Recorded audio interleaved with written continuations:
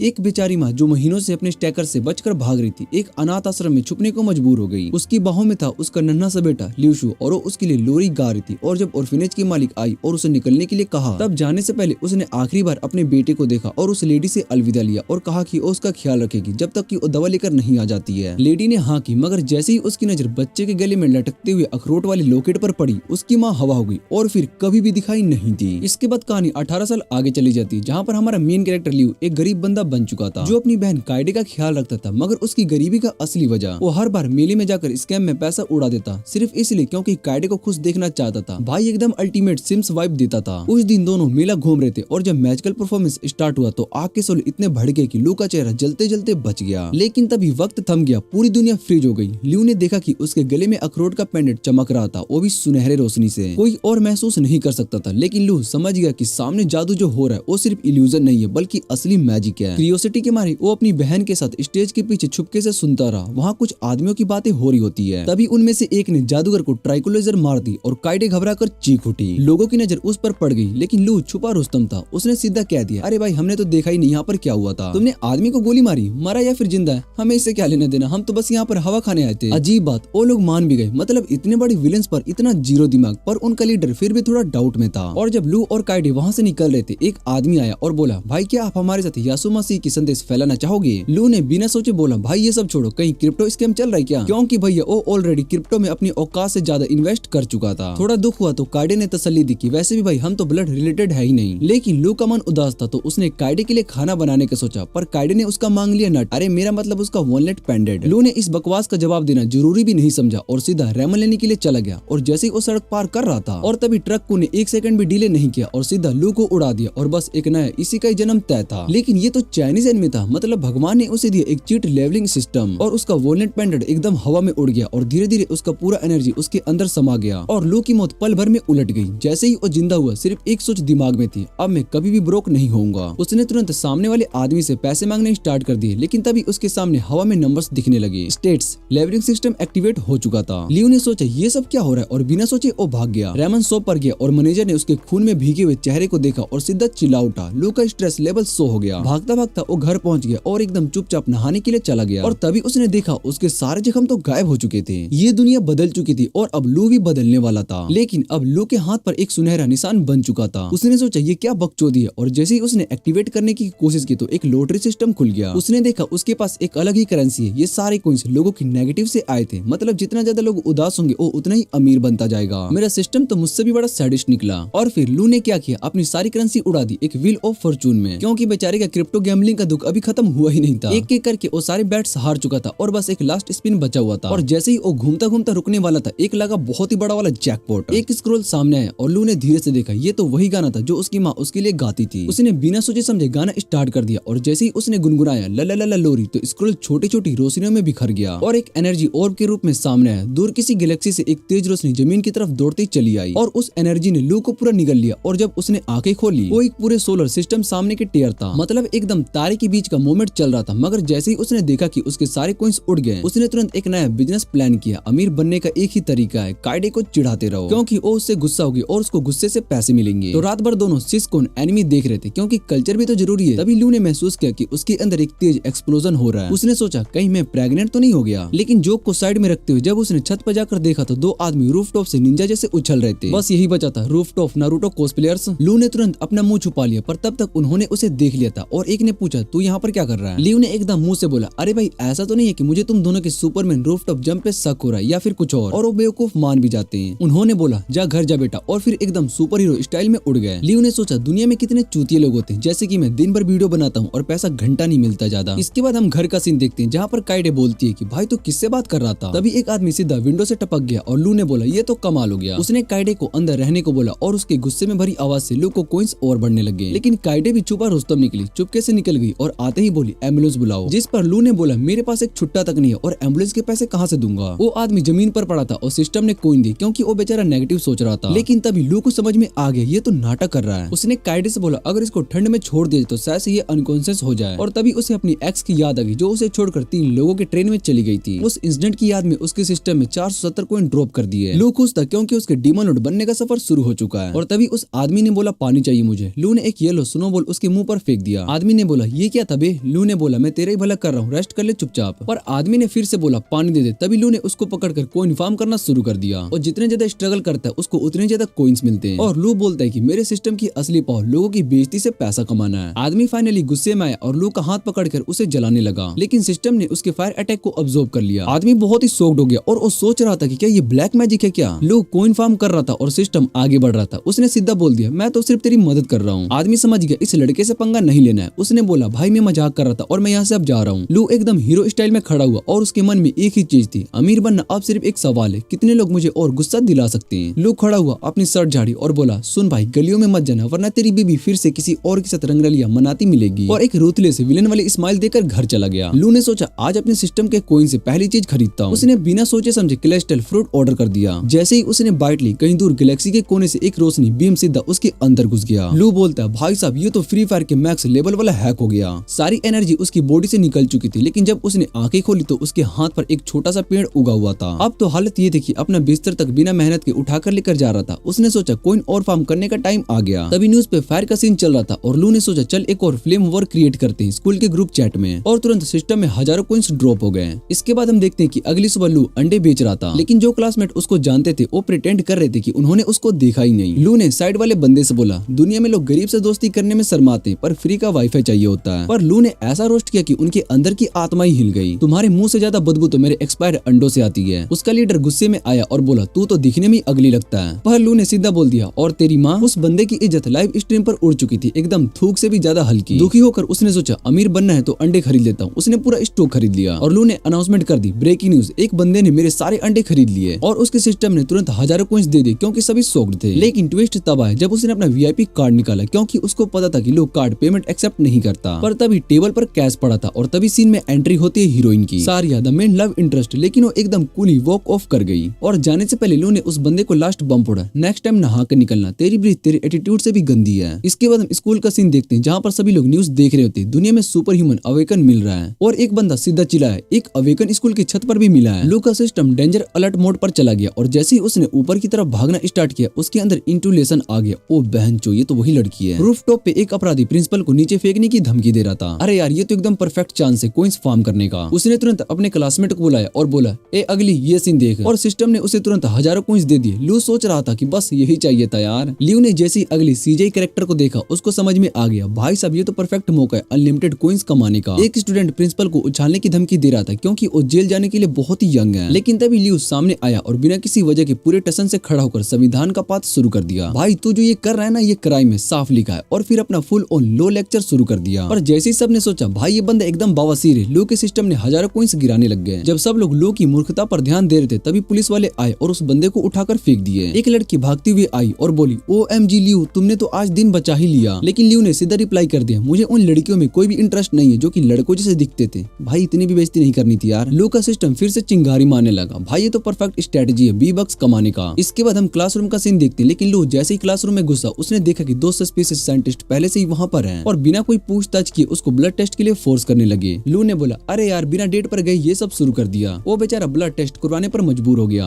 रास्ते में उसने वही वियर्डो को देखा, वही बंदा जो पिछली रात उसके घर पर गिरा था। लेकिन घर पहुंचते ही उसकी बहन फीवर में सुलग रही थी। लू ने सोचा एक बार और सेलेस्टियल फ्रूट गैम्बल कर लेता हूँ और वो जाकर स्पिन करने लगा जहाँ पर वो 30 बार हारने के बाद फाइनली एक बार जीत गया। और जैसे ही उसने 4 और सेलेस्टियल फ्रूट जीते उसने सारी अपनी बहन को खिला दिया और उसका फीवर तुरंत गायब हो गया। लेकिन बात यहीं पर खत्म नहीं होती है। लू ने बोला ये फ्रूट्स को खा ताकि तू भी मेरे जैसे सुपर वाली बन सके। फिर बहन को अनलिमिटेड कॉइन्स फार्म करने के लिए रोस्ट करने लगा। तो कभी होमवर्क नहीं करती इसलिए तेरे असली परिवार ने भी तुझे छोड़कर चले गए। और सिस्टम ने और भी कॉइन्स गिराने लगे क्योंकि उसकी बहन को गुस्सा आ गया था। इसके बाद हम अगले दिन का सीन देखते हैं जहाँ पर टीचर ने अनाउंस किया कि स्पेशल स्टूडेंट्स को एक नए इंस्ट्रक्टर के अंडर ट्रेन किया जाएगा। लू ने एकदम फ्लैशबैक मोड ऑन कर लिया। अरे ये बंदा तो कहीं पहले भी देखा लग रहा है। उसके साथ सारिया भी लिस्ट में थी। एक लड़की जो कि लू के पास बैठी थी उसने तुरंत अपनी सीट ऑफर कर दी और बोलती कि मैं इसकी बदबूदार स्मेल रोज नहीं झेल सकती हूँ। जिस पर लू बोलता है ओए तो साबुन दे दे मैं खुद नहा लूंगा ठीक है। इसके बाद हम रात का सीन देखते हैं जहाँ पर लू सीक्रेट क्लास अटेंड करने के लिए जाता है और जैसे ही टीचर ने मुंह खोला उसकी दिमाग का CPU क्रैश हो गया। तुम सबका ब्लड टेस्ट एक स्पेशल एलओई के साथ किया गया था। जितना ज्यादा काला खून निकलेगा उतनी ज्यादा तुम्हारी पावर। रैंकिंग A से लेकर F तक थी और A रैंक वाले पूरे शहर को तबाह कर सकते हैं। और फिर टीचर ने सबको उनकी रैंकिंग दे दी। क्लास खत्म होते ही सब लोग लू की पीठ के पीछे बातें करने लगे। क्योंकि उसका रैंक F था। लेकिन लू एकदम चिल, उसने सीधा सबको टेक्स्ट किया तुम सबकी मॉम भी तो F रैंक पर है। रात को लू ने अपना आखिरी सेलेस्टियल फ्रूट कंज्यूम किया और सडनली आइटम शॉप शॉप में ये फ्रूट अनलॉक हो गया। लगता है व्हील ऑफ फॉर्चून में कुछ नया अनलॉक हुआ है और लुओ सोच रहा होता है कि फाइनली कुछ अब नया आइटम मिलेगा और स्क्रीन पर आया और उसको वहाँ पर एक एक्सपायर्ड टोफू मिलता है जिसे देखकर वो बहुत ही सैड हो जाता है और वो बोलता है कि इससे अच्छा तो मैं मैकडोनल्ड का बासी बर्गर ले लेता। लेकिन एडिक्शन तो एडिक्शन होती है और लू ने पूरी रात कोइंस जलाने में लगा दी है, जहाँ पर वो पूरा स्पिन करता रहा और लॉस करता रहा और एक नया स्क्रोल अनलॉक हो गया। लेकिन जैसे ही लियो ने स्क्रोल उठाया उसकी एनर्जी सीधा काइडे के दिमाग में चली गई और अचानक आसमान से एक डार्क एनर्जी का ब्लास्ट आया और काइडे के सामने पूरे सोलर सिस्टम की इमेजरी खुल गई, जिसे देखकर लू बोलता है भाई ये क्या नया चक्कर है। लू ने देखा कि नेक्स्ट आइटम को अनलॉक करने के लिए उसको 80 और एक्सपायर्ड टोफू स्पिन करने होंगे। उसके दिमाग में एक ही आइडिया है, क्या मैं अपने कोइंस को कैश में कन्वर्ट कर सकता हूँ। भाई अगर बासी टोफू इतने ही कॉमन है तो चलो इसको बिजनेस बनाते हैं। अगली सुबह लू ने पूरी जगह वो एक्सपायर्ड टोफू को फैला दी और एक्स्ट्रा पैसे कमाने लगा। लेकिन एक आदमी ने टेस्ट लिया और बोला भाई ये तो बहुत ही बढ़िया है और पूरे टाउन में लाइन लग गई इसको खरीदने के लिए। दिनों के दिन गुजर गए और लू समाज का खतरा बन चुका था और हर एक स्टार अनलॉक कर चुका था। उसका स्टीनी फूड बिजनेस चल पड़ा और उसके हाथ में उसके कॉइन भी स्काई रॉकेट होने लगे और एक दिन उसने क्रिस्टल फूड का लास्ट आइटम समन किया और पूरा सोलर सिस्टम कंप्लीट हो गया। लियो ने एनर्जी कंज्यूम की और पूरा स्टार मिलियंस डिफरेंट फ्लेम्स में फट गया और उसके सामने एक मिस्टिकल डेंजर अपीयर हो गया और तभी उसको समझ में आया भाई तो ये जायंट स्टार मेरा अपना सोल था। उसने डेंजर को समन करने की कोशिश की लेकिन पूरी एनर्जी एग्जॉस्ट हो गया और फिर लियो सोचता है कि मेरी स्ट्रेंथ क्या होगी जब मैंने 7 सोलर सिस्टम कंप्लीट कर लिए। इसके बाद हम अगले दिन का सीन देखते हैं जहाँ पर स्कूल में टीचर ने क्लास में इंट्रोड्यूस करवाया स्पिरिट स्टोन को, एक ऐसा आइटम जो मेडिटेशन के थ्रू हिडन पावर अनलॉक करता है। घर जाके लियो ने स्पिरिट स्टोन और नई तलवार को कंबाइन करने की कोशिश की लेकिन क्रिस्टल मैप करो इतना वायलेंट था कि उसको कंट्रोल करना बहुत ही मुश्किल हो गया। वो बाहर घूमने के लिए चला गया और एक बुढ़े आदमी को स्वॉर्ड प्रैक्टिस करते हुए देखने लगा। वो आदमी फुल शो ऑफ मोड में आया लेकिन जैसे ही लू वहाँ पर गया तो वो आदमी गायब हो गया, लेकिन कहाँ पर ये पता ही नहीं चला। स्कूल में क्लास लीडर सबको आर्म रेसलिंग में हरा रहा था और वो बोलता है कि मैं सबसे पावरफुल हूँ और तभी लू आया और लीडर ने लू को चैलेंज दे दिया। सब एक्सपेक्ट कर रहे थे कि लू की बैंड बजेगी लेकिन लू स्टैचू की तरह शांत था और उससे बोलता है कि अगर तुझे यकीन नहीं हो रहा है तो दूसरे हाथ से भी ट्राई कर सकता है। साला फिर से बेइज्जती कर दिया। एक बार फिर लू ने क्लास लीडर का सत्यानाश कर दिया और उसको थैंक यू बोला कि उसकी वजह से वो फिर से ज्यादा अवेकन हो गया। लंच के टाइम लू का मन अभी भी नहीं भरा था। उसने सोचा और भी ज्यादा कॉइंस कमाने हैं तो उसने अपना टॉक्सिक फूड निकालकर हवा में उड़ा दिए। रिजल्ट पूरे स्कूल में गैस अटैक जैसा माहौल बन गया और लुओ बोलता है कि मैं बस एक इंसान नहीं हूँ, मैं मैनेज स्पिरिट का पुनर्जन्म हूँ। रात के टाइम लुओ के दिमाग में एक अचानक से झटका आया। उसने अपनी बहन को चुप रहने के लिए बोला और इन्वेस्टिगेट करने चला गया और तभी एक चाइनीज एरन येगर उसके सामने बो करने के लिए खड़ा था और उस बुड्ढे ने ली का वेलकम किया हेवनली नेटवर्क के लीडर के रूप में। दुनिया में वॉर चल रही थी और उस लीडर ने ली से पूछा क्या तुम लास्ट हेवनली नेटवर्क मेंबर बनना चाहोगे, लेकिन मिस्टर ली ने सीधा ऑफर को रिजेक्ट कर दिया। लीडर बोलता है कि सिर्फ ये ट्रूथ ही दुनिया में शांति लेकर आ सकती है, लेकिन वो फिर भी चला गया ये वादा करके कि वो मिस्टर ली के लिए मेडिसिन लेकर आएगा। जाते जाते उसने लू को एक साफ नजर से देखा और सीन कट हो गया। सुबह लू को मिस्टर ली की स्वॉर्डमैनशिप में इंटरेस्ट आया, लेकिन काइडे का ध्यान कौन रखेगा जब वो ट्रेनिंग पर होगा। स्कूल में उसका नेगेटिव इमोशन काउंटर ऊपर जा रहा था। वो सोचने लगा कि ये काइडे क्या कर रही होगी। लू जब घर आया तो उसने देखा कि मिस्टर ली उसकी बहन को मैथ सिखा रहे थे। लियो का नेगेटिव इमोशन मीटर एकदम मैक्स पर पहुंच गया और तभी उसको समझ में आया कि मैं अपनी बहन का यूज करके और भी ज्यादा कॉइन कमा सकता हूँ। ट्रेनिंग स्टार्ट होने वाली थी लेकिन लियो ने पहले मिस्टर ली से रिक्वेस्ट करी, सर प्लीज इसको रोज सिखाओ वरना ये और भी ज्यादा स्टूपिड हो जाएगी। मिस्टर ली ने एक चीज निकाली 300 पाउंड का वेटेड वेस्ट, जिस पर लू बोलता है कि वाह ये क्या है और एक हाथ से उठाकर हवा में उछाल दिया और ये देखकर मिस्टर ली पूरे हैरान हो चुके होते हैं और वो बोलते हैं कि तू तो अवेकन ह्यूमन है। मिस्टर ली ने स्ट्रेटेजी चेंज करी और उसने पीस ऑफ पेपर वॉल की तरफ फेंका और जैसे ही पेपर हवा में गया बर्ड्स उड़ गए, मैजिकल एनर्जी एटमॉस्फेयर में घूमने लगी और पूरे अर्थ में वाइब्रेशन होने लगा। और मिस्टर ली बोलते हैं कि मैं तुझे सिखाना चाहता हूँ कि दुनिया में कोई भी चीज काटी जा सकती है। एक प्रिसाइज मूवमेंट में उसने पेपर को कट किया और पूरी जमीन में फिशर क्रिएट हो गया, जिसे देखकर लू बहुत ही हैरान हो जाता है और वो सोचने लगता है कि ये क्या है। जिस पर मिस्टर ली बोलते हैं कि एक स्किल को मास्टर करना 10 स्किल में एवरेज होने से ज्यादा बेहतर होता है और उसने लू को कमांड दिया सिर्फ हवा में कट करने की प्रैक्टिस कर। लू ने डिटरमाइंडेड मोड एक्टिवेट किया और हवा को सिलेक्ट करना स्टार्ट कर दिया। उसका स्टेंस इतना बेकार था कि ली बार बार करेक्ट कर रहा था, लेकिन लू पूरा सीरियस था और उसकी प्रोग्रेस धीरे धीरे होने लगी। घंटे बीत गए और लू ने अपना 999 स्लैश मार चुका था और तभी उसको एक पावरफुल एनर्जी फील होने लगी और हवा ने उसकी सोट के अराउंड वाइल करना शुरू कर दिया, जिसे देखकर लू बहुत ही हैरान हो चुका था और वो सोच रहा था कि भाई ये क्या है। अब रात में दोनों ने साथ में एक गर्म ड्रिंक शेयर किया और मास्टर ली उससे पूछते कि तुझे क्या लगता है कि कोई इंसान सबसे ज्यादा पावरफुल कैसे बन सकता है, जिस पर लू बोलता है कि जो किसी भी रूल को फॉलो ना करे वही सबसे स्ट्रॉन्ग होता है, जिस पर मिस्टर ली बोलते हैं कि ये बहुत ही गलत जवाब है। पावर का असली मतलब होता है कैरेक्टर, एक्सपीरियंस और डिटर्मिनेशन।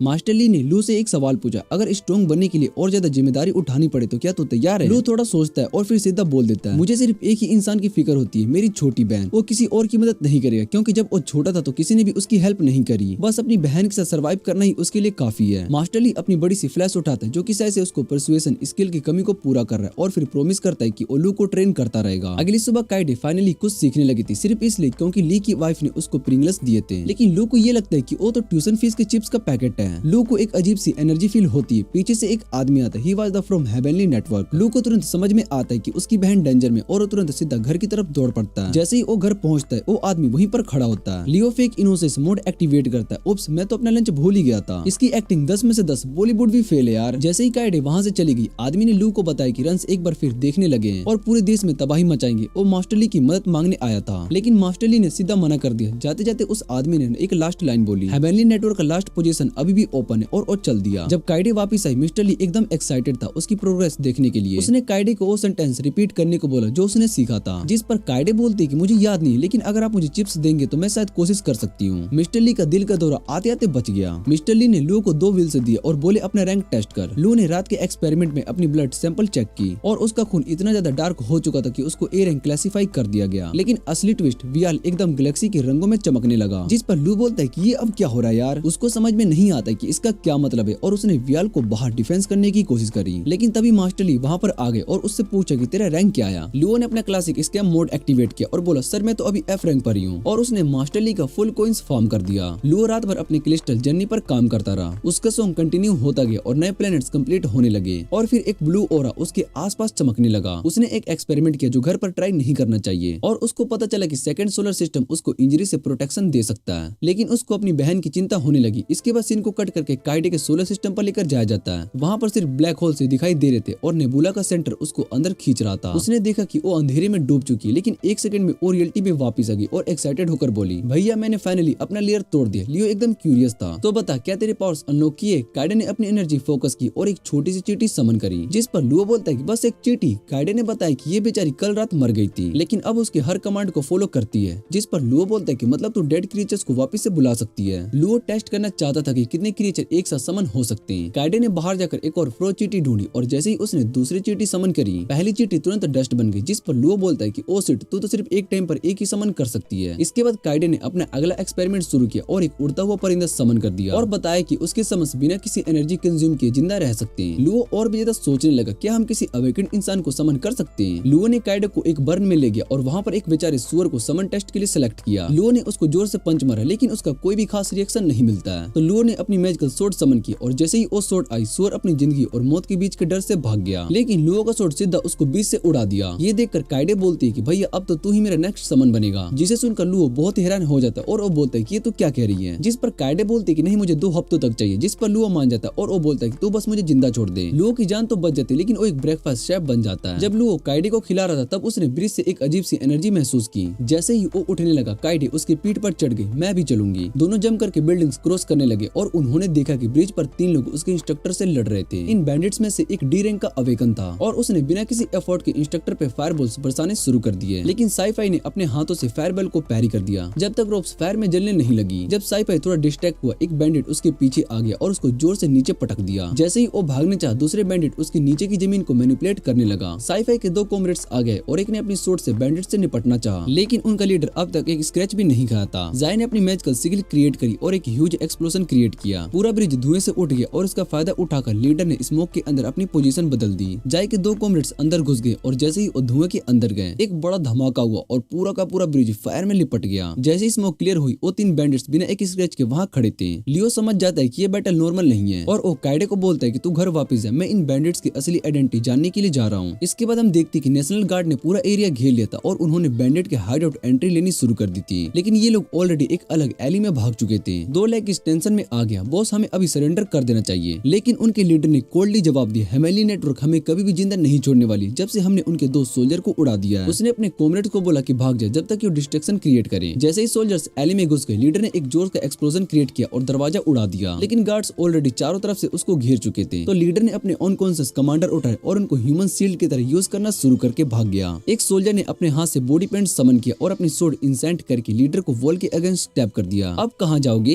लेकिन तभी उन्होंने लियो की ग्लोइंग ओरा को देख लिया जो उनके ऊपर बैल्कनी के ऊपर खड़ा था। लियो ने कैजुअली टोन में बोला, मैं तो बस यहाँ पर अपनी बिल्ली को ढूंढ रहा था, जिस पर साई बोलता है कि पकड़ो इसको। जैसे ही सोल्जर ने उसको घेरना चाहा, लियो फ्रंट फ्लिप मार के निकल गया और एक पार्कोर गोड की तरह उनकी सोर्ड को स्टैंपिंग स्टोन बनाकर भाग गया। दूसरी तरफ बैंडिट्स ने अपने अनकॉन्शियस कॉमरेड्स को फेंक दिया, लेकिन जनरल ने अपनी सोर्ड से पुराने वॉन्ड्स को खोल दिया और दोनों में डेडली फाइट शुरू हो गई। ली एक फीमेल सोल्जर के अटैक को डोज करता गया और उसका खुद का हाथ उसके अगेंस्ट यूज कर दिया। एक क्लीन स्ट्राइक उसके सीटेड सोर्ड से उसको दीवार से टकरा दिया। दूसरी फीमेल सोल्जर पहले से अटैक करने, लेकिन ल्यू ने उसके साथ उसको भी दूसरी साइड उड़ा दिया। इंसान ब्लैक फिग मार के सोल्जर को अनकॉन्शियस कर दिया। नीचे लीडर सोल्जर के हर अटैक को पैरी कर रहा था, लेकिन डुओ विंटर ने उसको दीवार के अगेंस्ट पिन कर दिया। अब तू आ गया, लेकिन तभी लीडर ने उन दोनों के स्वॉर्ड को अपने हाथों से क्रश कर दिया और सीधा सोल्जर का सर पकड़कर उसके गले में 10 रैपिड पंचेस झाड़ दिए। उसने उसको पकड़ के दीवार के अक्रॉस घसीट दिया। साइंस सिग्लिस्ट कास्ट करने लगा, लेकिन कोई भी इस पर लीडर पर असर नहीं हो रही थी। लीडर ने एक अनकॉन्शियस सोल्जर उठाया और सीधा ली की तरफ फेंक दिया और जमीन पर एक जोर से पंच मार के ब्लैक स्मिथ छोड़ दी। पूरा बैटलफील्ड अंधेरे में डूब गया और जाई लू को ऑफ गार्ड पकड़ने की कोशिश करता है, लेकिन लू तुरंत उछलकर एक पोल पर गिरता है। जाई तुरंत अपने सिग्लिस्ट कास्ट करता है और पूरे फील्ड को लाइट अप कर देता है, लेकिन तभी एक बैरल सीधा उसकी शकल पर आता है। जैसे ही लू को समझ में आता है कि बैरल के अंदर गैस भरी थी, तब तक वो उसके मुंह पर फट चुका होता है। धुआं हटा तो दिखा कि सब सोल्जर उड़ चुके थे और सिर्फ एक बंदा ही बचा था। लू ने बिना वक्त गवाए अपनी सारी एनर्जी इकट्ठा की और तैयार हो गया फाइनल फाइट के लिए। बैंडिट ने गुस्से मारने की कोशिश की, लेकिन लू ने अपनी मुट्ठी से रोक दिया। उसके अंदर का क्रॉप डॉग फुल अवेकन हो गया और आग की तरह जलने लगा। एक सेकंड के अंदर ही उसकी पावर बैंडिट की हड्डियों तक चिढ़ गई और उसका पूरा हाथ फट के उखड़ गया। फिर लू घर पहुंचा, विजिबिलिटी क्लॉक उतारी और सीधा काइडे के पास आकर बोला, एक और बार तेरी पावर टेस्ट करनी है। काइडे ने एक सेकंड भी वेस्ट नहीं किया और दोनों रात को निकल गए, लेकिन तभी ली ने उन्हें देख लिया और बोला, इतनी रात को क्या चालू है भाई? काइडे हंसकर बोली, मेरे लिए 5 स्टार रेस्टोरेंट लेकर जा रहे, मेरी सारी जिंदगी की कमाई उड़ाने। ब्लू ने मजाक में पूछा, ली मास्टर चलोगे? पर बुद्धू ने सिर्फ एक मुस्कुराहट देकर बोला, रात को संभल कर रहना। जैसे ही सीन बदला, काइडे ने अपना बर्ड समन किया ताकि पूरे एरिया का एरेलर स्कैन ले सके। कोई डेंजर नहीं था, पर ल्यू जब वापस फाइट लोकेशन पर गया तो देखा कि सब बॉडीज गायब हैं। काइडे ने तुरंत अपनी एनर्जी को सेंस किया और बताया कि जो लोग मरे थे उनकी आत्माएं अब भी यही थी और लू ने उससे कहा कि उसके सोल्स को ऑब्जर्व कर। काइडे ने एक सोल को अंदर ले लिया, पर अभी उसे समन नहीं कर पा रही थी। उसने कहा, मुझे सिर्फ एक दिन चाहिए अपनी स्ट्रेंथ वापस पाने के लिए। लू ने हाँ में सर हिला दिया और खुश था कि वो प्रोग्रेस कर रही थी। अब घर जाने का टाइम आ गया था, पर काइडे ने उसको रिमाइंड कराया कि तू अभी भी मुझे 5 स्टार रेस्टोरेंट लेकर नहीं गया। लू ने हंसकर बोला, बच के निकलने का बहाना बना रहा था। काइडे ने आंख मारकर जवाब दिया, विश करना मत, क्योंकि अब तेरी पूरी जेब का सफाया होने वाला है। लेकिन फिर क्या हुआ? 5 स्टार तो छोड़ो, दोनों सीधा एक नूडल शॉप पर गए। काइडे ने बिना रोके उसके नूडल प्लेट का सफाया कर दिया और फिर लू सिर्फ देखता ही रह गया। फिर हल्का सा सीरियस मोड आया। लू ने बोला, काश मैं तुझे रोज ऐसे ही खाना खिला सकता, शायद ऑर्फनेज में रहना तेरे लिए ज्यादा बेहतर होता। ये सुनते ही काइडे की आंखों में आंसू भरे और वो रोती हुई बोली, मुझे फर्क नहीं पड़ता है कि मेरे पास कोई कोट नहीं है या फिर खाने को कम मिलता है। उसका दिल दुखी था, क्योंकि काइडे के लिए इस दुनिया में सिर्फ एक ही चीज मैटर करती थी, लू, क्योंकि वही उसका परिवार था। लू को याद आया जब उसने ऑर्फनेज से पहली बार भागने की कोशिश की थी, तब काइडे ने उसका हाथ पकड़ लिया था। उसकी आंखों में सिर्फ एक ही डर था, मुझे अकेला मत छोड़ना। पर फिर भी लू ने अपना चेहरा मोड़ लिया, उसे अकेला छोड़ दिया और तब से काइडे सिर्फ उसके वापस आने का इंतजार करती रही। उसके बाद का सफर आसान नहीं था। लू ने अकेला जीने की कोशिश की, बिना छत के। दिन में अंडा बेचता ताकि वो किराया दे सके और रात को जो वक्त मिलता उसमें वो पढ़ाई करता, लेकिन ये तन्हाई उसे धीरे धीरे खा रही थी। तभी एक दिन उसे काइडे उसके सामने खड़ी थी। पहले तो लू ने उसे वापस ऑर्फनेज भेजने की कोशिश की, पर काइडे ने उसके हाथ को जोर से पकड़ लिया। उसकी हंसी उस रोशनी की तरह थी जो कि लू के अंधकार भरे दिनों को रोशन कर रही थी। और उसके पास खाना खरीदने के पैसे नहीं होते और दूसरे सेलर के फालतू डैमेज क्रॉप्स को उठाकर घर ले जाता ताकि काइडे भूखी ना रह सके। ठंड हो या गर्मियां, काइडे अपनी भाई का ख्याल रखने की पूरी कोशिश करती थी। और जब लू बीमार पड़ता तो काइडे खुद अंडे बेचने के लिए निकल पड़ती, क्योंकि उसके लिए बस एक ही चीज मैटर करती थी, बस अपने भाई के साथ जीना। और उसके बाद से वो दोनों एक दूसरे का सहारा बन गए। काइडे ने अपनी आंखें बंद करी और अपनी एनर्जी को कॉन्सेंट्रेट करी और उस आदमी के दिमाग के अंदर झांक लिया। एक सेकंड के अंदर उसको पता चल गया कि पैसे कहाँ छुपा गए हैं। उसकी आंखें चमक उठी। वो बोलती है कि चल भाई खुदाई करने चलते हैं। पर लू ने एकदम सीरियस होकर बोला, पैसे पुलिस वाले को वापस देना। और काइडे का चेहरा लटक गया। उसके दिमाग में एक ही सवाल घूम रहा था, सच में देना है? ये जरूरी है क्या? अगर ये पैसा हमें मिल जाता तो हम इससे अपना पूरा घर ही खरीद सकते हैं और फ्रेंच वापस जाने की टेंशन भी खत्म हो सकती है। पर लू ने उसका हाथ थामा, मैं तुझे कभी भी अकेला नहीं छोड़ूंगा, जो भी होगा सही तरीके से होगा। फिर उसने मजाक में बोला, चल अब अपनी बदसूरत शक्ल लेकर सो जा, गुड नाइट गर्ल, मिलते हैं कल। काइडे गुस्से में मुंह फुलाकर चली गई, पर लू ने उसकी इमोशंस को समझ लिए थे। उसकी नजर एक फ्लेयर पर पड़ी जो वो घर लेना चाहता था, वो 2,40,000 का था। अगले दिन स्कूल में चमत्कार, वो मोटा आदमी जिसने की अपने बीवी के सारे पैसे चुराए थे, सबके सामने फक्र के साथ चल रहा था। लू ने उसको घूर कर देखा और रियलाइज किया ये तो बी रैंक का अवेकनर है। तभी पोडियो पे एक नया बंदा आ गया, अपने इंट्रोडक्शन दिया और वो बोला कि मैं स्कूल का नया डायरेक्टर हूँ। पर ब्लू को ये आदमी थोड़ा अलग लग रहा था और रात को ये मिस्ट्री और बढ़ गई। नया डायरेक्टर आया और अपना नाम बताया, मैं हूँ ली, क्योंकि ऑथर अपना नया नाम सोचने में इंटरेस्ट नहीं रखता था। और हाँ, बंदा हैरी पॉटर का सूट पहने हुए था। उसने अनाउंस किया कि स्टूडेंट को जो हर महीने स्पिरिट स्टूडेंट मिलेंगे उसकी पावर के लेवल के हिसाब से दिए जाएंगे। सी रैंक को 1 स्टोन, बी रैंक को 2 स्टोन और ए रैंक को पूरा का पूरा 10 स्टोन। लू की तरफ देखकर क्लास लीडर हंस रहा था और जब उसने लू को स्माइल करते हुए और टेक्स्ट भेजते हुए देखा तो उसकी हवा टाइट हो गई। लू ने उसको मैसेज किया, भाई मैं रात भर तेरी माँ के साथ रेसलिंग कर रहा था और मुझे अवेकनिंग मिल गई, कांग्रेट्स, यू प्लेड योरसेल्फ। रात को लू और झैंग एक एली में मिले। झैंग ने बोला भाई ये इलीगल है पर पैसे कमाने के लिए कुछ भी चलेगा। लू का दिमाग घूम गया और वो बोला भाई हम 1,20,000 का बेचेंगे। झैंग ने तुरंत कॉन्टैक्ट्स लगाए और 1 सेकंड में डील फाइनल हो गई। बंदा डायरेक्ट बैंक अकाउंट मांग रहा था और लू सोच रहा होता है कि पैसा कमाना क्या इतना आसान होता है। उसने अपने स्टोन को झैंग को दिया और बोला भाई तू मेरा बेस्टी है, तुझ पर भरोसा किया जा सकता है।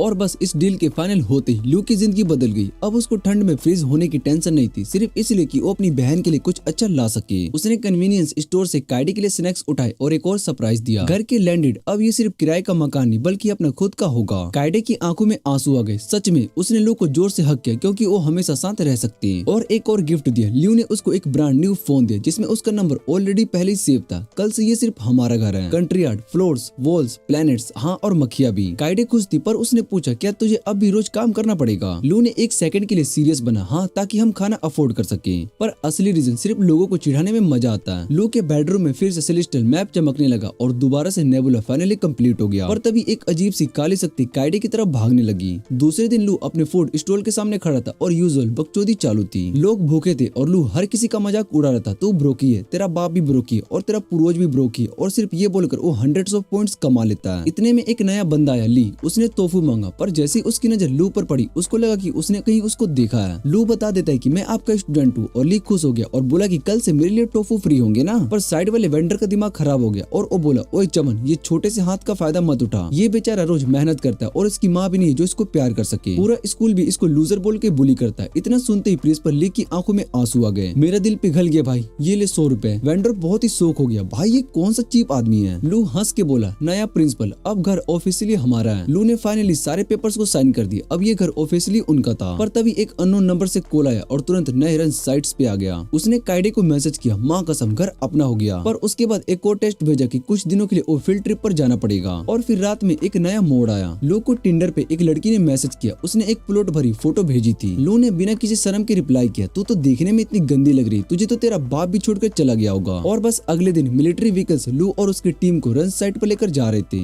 ये नए एडवेंचरस का सायरन बज चुका था। लियो का नया स्कीम बकवास बोलकर पैसे कमाओ। लू ने सीधा डिक्लेयर कर दिया, भाई तुम लोग एनिमे कन्वेंशन की तरह स्मेल कर रहे हो। और बस कॉइंस गिरने लगे जैसे कि दिवाली पर पटाखे। जैसे ही सब लोग रेस्टोरेंट पहुंचे, शेफ ने सबको खाना खिलाया। पर तभी क्लास लीडर आया और सीधा लू पे टोंट मारा, अच्छा है भाई आज तो ऑर्फनेज डस्टबिन का खाना नहीं खाना पड़ रहा है तुझे। लू ने बस एक बड़ा सा साइन मारा और फिर सारिया दिखाई दी। पर जैसे ही उसने पीछे मुड़कर देखा, सारिया हवा हो चुकी थी। लंच के टाइम एक मोटा आदमी अपनी जगह ढूंढ रहा था और एक सोल्जर ने सीट दी ताकि बेचारा शांत हो जाए। और फिर लू आया, उठ बे। और जैसे ही वो मोटा आदमी खड़ा हुआ, लू ने एक छड़ मूव कर दिया। सीधा एक थप्पड़ उसके गाल पर, ओ वहीं बेहोश हो गया। झांग शौक में था, भाई तूने उस घोड़े जैसे आदमी को जमीन पर गिरा दिया। एज अ रिवॉर्ड झांग ने अपने प्लेट का कुछ खाना ऑफर कर दिया। वैसे भी रंस के पास होने से हम लोग और तेजी से लेवल अप कर सकते हैं। लू का नया मिशन सबको परेशान करके पैसे कमाना। रात को लू सोच रहा होता है कि बिना लला लोरी गाए हुए सेलेस्टियल मैप कैसे एंटर करे। तभी एक नया प्लान आया, पूरे टाइम बकचोदी करके पैसे कमाना। क्लास लीडर शांति से मेडिटेशन कर रहा था पर लियो ने उसके कान में जोर जोर से सांस लेना स्टार्ट कर दिया। क्लास लीडर इरिटेट हो रहा था पर लियो ने एक स्टेप और आगे बढ़ाया और बोला, भाई सुन मेरी कहानी। और बस पूरी रात अपनी जिंदगी के बेकार इंसिडेंट सुना कर पागल कर दिया। कोइंस की बारिश हो रही थी। लियो सिर्फ इरिटेटिंग बन के रात में 47,000 कोइन कमा चुका था। सुबह उसको लगा कि बहन का हाल क्या होगा, पर सेलो डेड अनअवेलेबल था। सो मिशन बहन की फिक्र फेल। और लुओ बोलता है कि मुझे झांग के गोदी में बैठना है। लंच टाइम में शेफ ने लुओ को एक्स्ट्रा खाना दे दिया क्योंकि उसने मोटे को धरती पर सुला दिया था। एक सोल्जर ने भी अपनी सीट ऑफर करी पर लियो ने सीधा रिजेक्ट मार दिया, नहीं भाई मुझे झांग की गोदी में ही बैठना है। झांग ने हंसकर पूछा, भाई रैंक कैसे बढ़ाएंगे? जिस पर लुओ बोलता है कि बस क्लास लीडर से आर्म रेसलिंग करनी है। और बस लुओ हर रात उस बेचारे क्लास लीडर के दिमाग में कचरा भरने लग गया। एक दिन वो क्लिफ की एज पर भागकर चला गया। सोच रहा था कि अब वहाँ पर शांति मिलेगी। उसने मेडिटेशन शुरू किया पर फिर भी वहाँ पर लू वापिस आ गया। क्लास लीडर ने अंदर ही अंदर सोच लिया, इस दुख से बचने का सिर्फ एक ही तरीका है। अगले दिन लू ने सबको इग्नोर करके अपना सेलेस्टियल मैप एक्टिवेट किया और जैसे ही फ्रूट्स अनलॉक किए, एक नया प्लेनेट अनलॉक हो गया। एक्सचेंज में एक मिस्टिकल लाइट स्वेयर होने लगा और लू की बॉडी को कवर करने लगा। और बस एक नया डार्क क्लॉक बना जो उसको इनविजिबल बनाता था। अब लू सिर्फ इरिटेटिंग नहीं बल्कि इमोर्टल भी बन चुका था। लू का छड़ मोमेंट, माँ कसम हाथ तोड़ेगा सबका। लंच के टाइम सारे बंदे लू को लाइन तोड़ने दे रहे थे पर तभी क्लास लीडर चिल्लाता हुआ आया, अबे लू अभी तक एफ रैंक पर लटका ही हुआ है तू।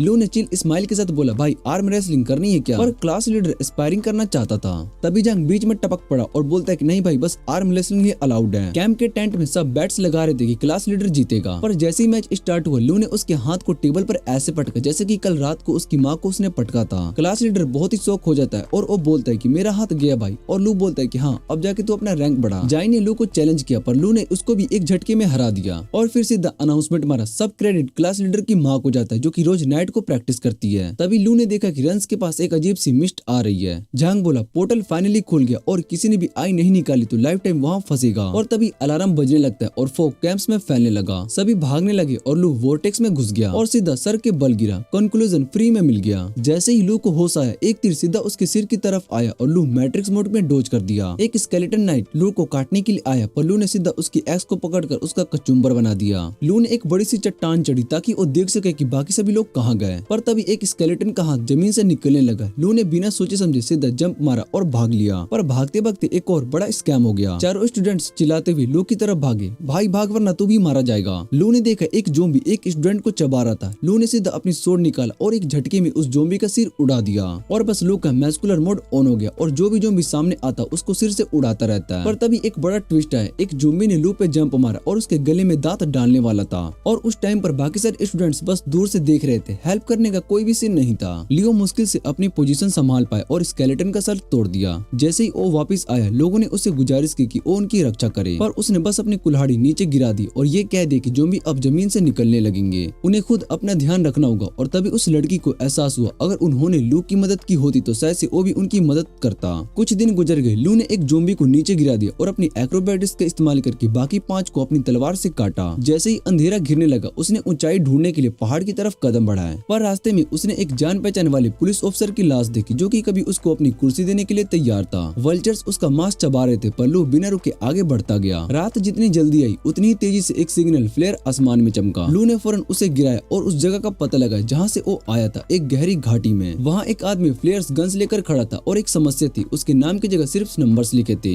लू ने बिना किसी हिचकिचाहट के उसके पास जंप मारा और दिमाग में बस एक ही सवाल था उसके, क्या ये आदमी एक जासूस है? जब वो मिस्ट सबको निकल रही थी तब कुछ स्पाइस सिग्नल्स फ्लेयर को लेकर भाग रहे थे पर लियो को यकीन था कि ये उनमें से नहीं था। वो तो बस मजे लेने वाला था। रात गुजरती गई और लू ने बस उसकी शक्ल देख के पॉइंट्स कमाता रहा। आदमी ने अपना नाम चैंग बताया पर लू बिना सोचे समझे बोला, भाई तेरे जितना अगले इंसान मैंने कभी देखा ही नहीं। चैंग ने तलवार देखने की गुजारिश की पर जैसे ही उसने हाथ बढ़ाया लू ने उसे खींच लिया और मुस्कुराते हुए बोला, अरे भाई ये तो मैं तेरी माँ को तोड़ के देने वाला हूँ। चैंग का चेहरा झाड़ पड़ गया और वो धीरे से बोला, मेरी माँ पिछले साल ही गुजर गई। उसकी आवाज भर गई। पल्लू ने बिना किसी शर्मिंदगी के बोला, अरे मैं कोई बात नहीं, मैं तुझे देख लूंगा। चैंग बस भागता रहा। पल्लू ने उसका पीछा नहीं छोड़ा और बस मजे लेता रहा। ये तो नया गोल्ड माइन मिल गया कोइंस कमाने का। पर तभी धरती हिलने लगी, मिट्टी फट गई और अंदर से लाशें उठने लगी जो भी हर तरफ घुस रहे थे। और अब इन दोनों के पास सिर्फ एक ही रास्ता था, लड़ना या फिर मरना। चैंग को ये एक मौका लगा लुओ से जान छुड़ाने का, पर वो हैरान रह गया जब उसने देखा कि लुओ ने अभी उसका पीछा नहीं छोड़ा है। गुस्से में आकर बोला, तलवार दे दे वरना सब मारे जाएंगे। लेकिन लुओ के दिमाग में कुछ और ही चल रहा था। ये तो एक परफेक्ट टाइम है मजे लेने का। जैसे ही चैंग ने तलवार लेने के लिए हाथ बढ़ाया लुओ ने उसे कस के पकड़ लिया और ऐसे एक्टिंग करने लगा जैसे जान बचाने के लिए डर के कांप रहा हो। तभी 3 ज़ॉम्बीज़ उनके इर्द गिर्द घूमने लगे। लुओ ने बिना सोचे समझे चैंग को धक्का दे दिया और खुद भाग लिया। चैंग नीचे गिर गया और एक ज़ॉम्बी उसके ऊपर टूट पड़ा। लेकिन उसने अपनी छोटी सी छुरी निकाला और ज़ॉम्बी का काम तमाम करके वापस भागने लगा। लुओ सोच रहा था कि अब तो वो चैंग से दूर हो गया, पर जैसे ही उसने पीछे मुड़कर देखा चैंग के एक कोने से निकलकर घूर रहा था। लुओ ने एक्टिंग स्टार्ट कर दी जैसे वो थकान से कांप रहा हो। चैंग धीरे धीरे उसके करीब आया अपना हथियार छुपाकर। पर तभी लुओ बोला, एक जगह ढूंढ ले, रात वहीं काटेंगे। चैंग ने छुरी को वापस रख दी और दोनों एक बड़ी पहाड़ की तरफ भागने लगे। पहाड़ी चढ़ने के बाद लुओ उसको देखते ही समझ गया था कि ये तो बस मजे लेने का और भी बड़ा मौका है। सामने सोच समझकर वो सो गया बिना किसी सुरक्षा के कि जैसे कोई वो निर्दोष बच्चा हो। रात बीत गई। लुओ ने इस क्रेन हेयर कट वाले से मजे ले लेकर 30,000 कॉइन कमा लिए, पर 2 दिन से बिना खाए पिए उसका पेट अब आवाज कर रहा था।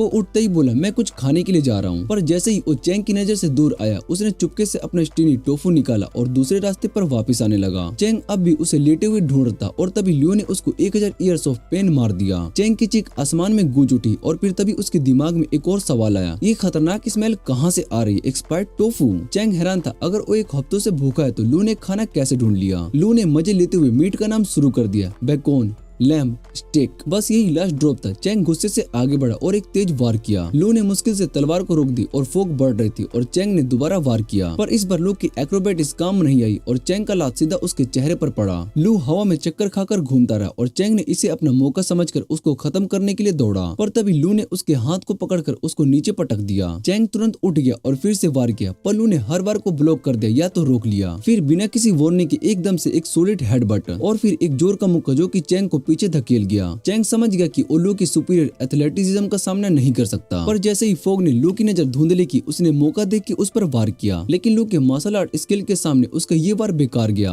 और एक जोरदार अटैक से चैंग नीचे गिर गया। लेकिन चैंग ने तुरंत रिएक्ट किया और उसकी तलवार पकड़ के दूर फेंक दी। लू आगे बढ़ा पर लास्ट सेकंड पर एकदम से साइड स्टेप कर गया और तभी उसने अपने मिस्टिकल क्रॉप्स डॉग को बुलाया और एक तेज वार किया और ये लड़ाई खत्म हो गई। लू थोड़ा उदास हो गया। एक दिन जो आदमी उसके साथ रहा उसकी जान लेना आसान नहीं था। उसने सोचा ये दुनिया वाकई कितनी क्रूअल है। ये वो जिंदगी नहीं थी जो उसने चाही थी, पर अगर यही तरीका है जीने का तो वो सिर्फ आगे बढ़ेगा।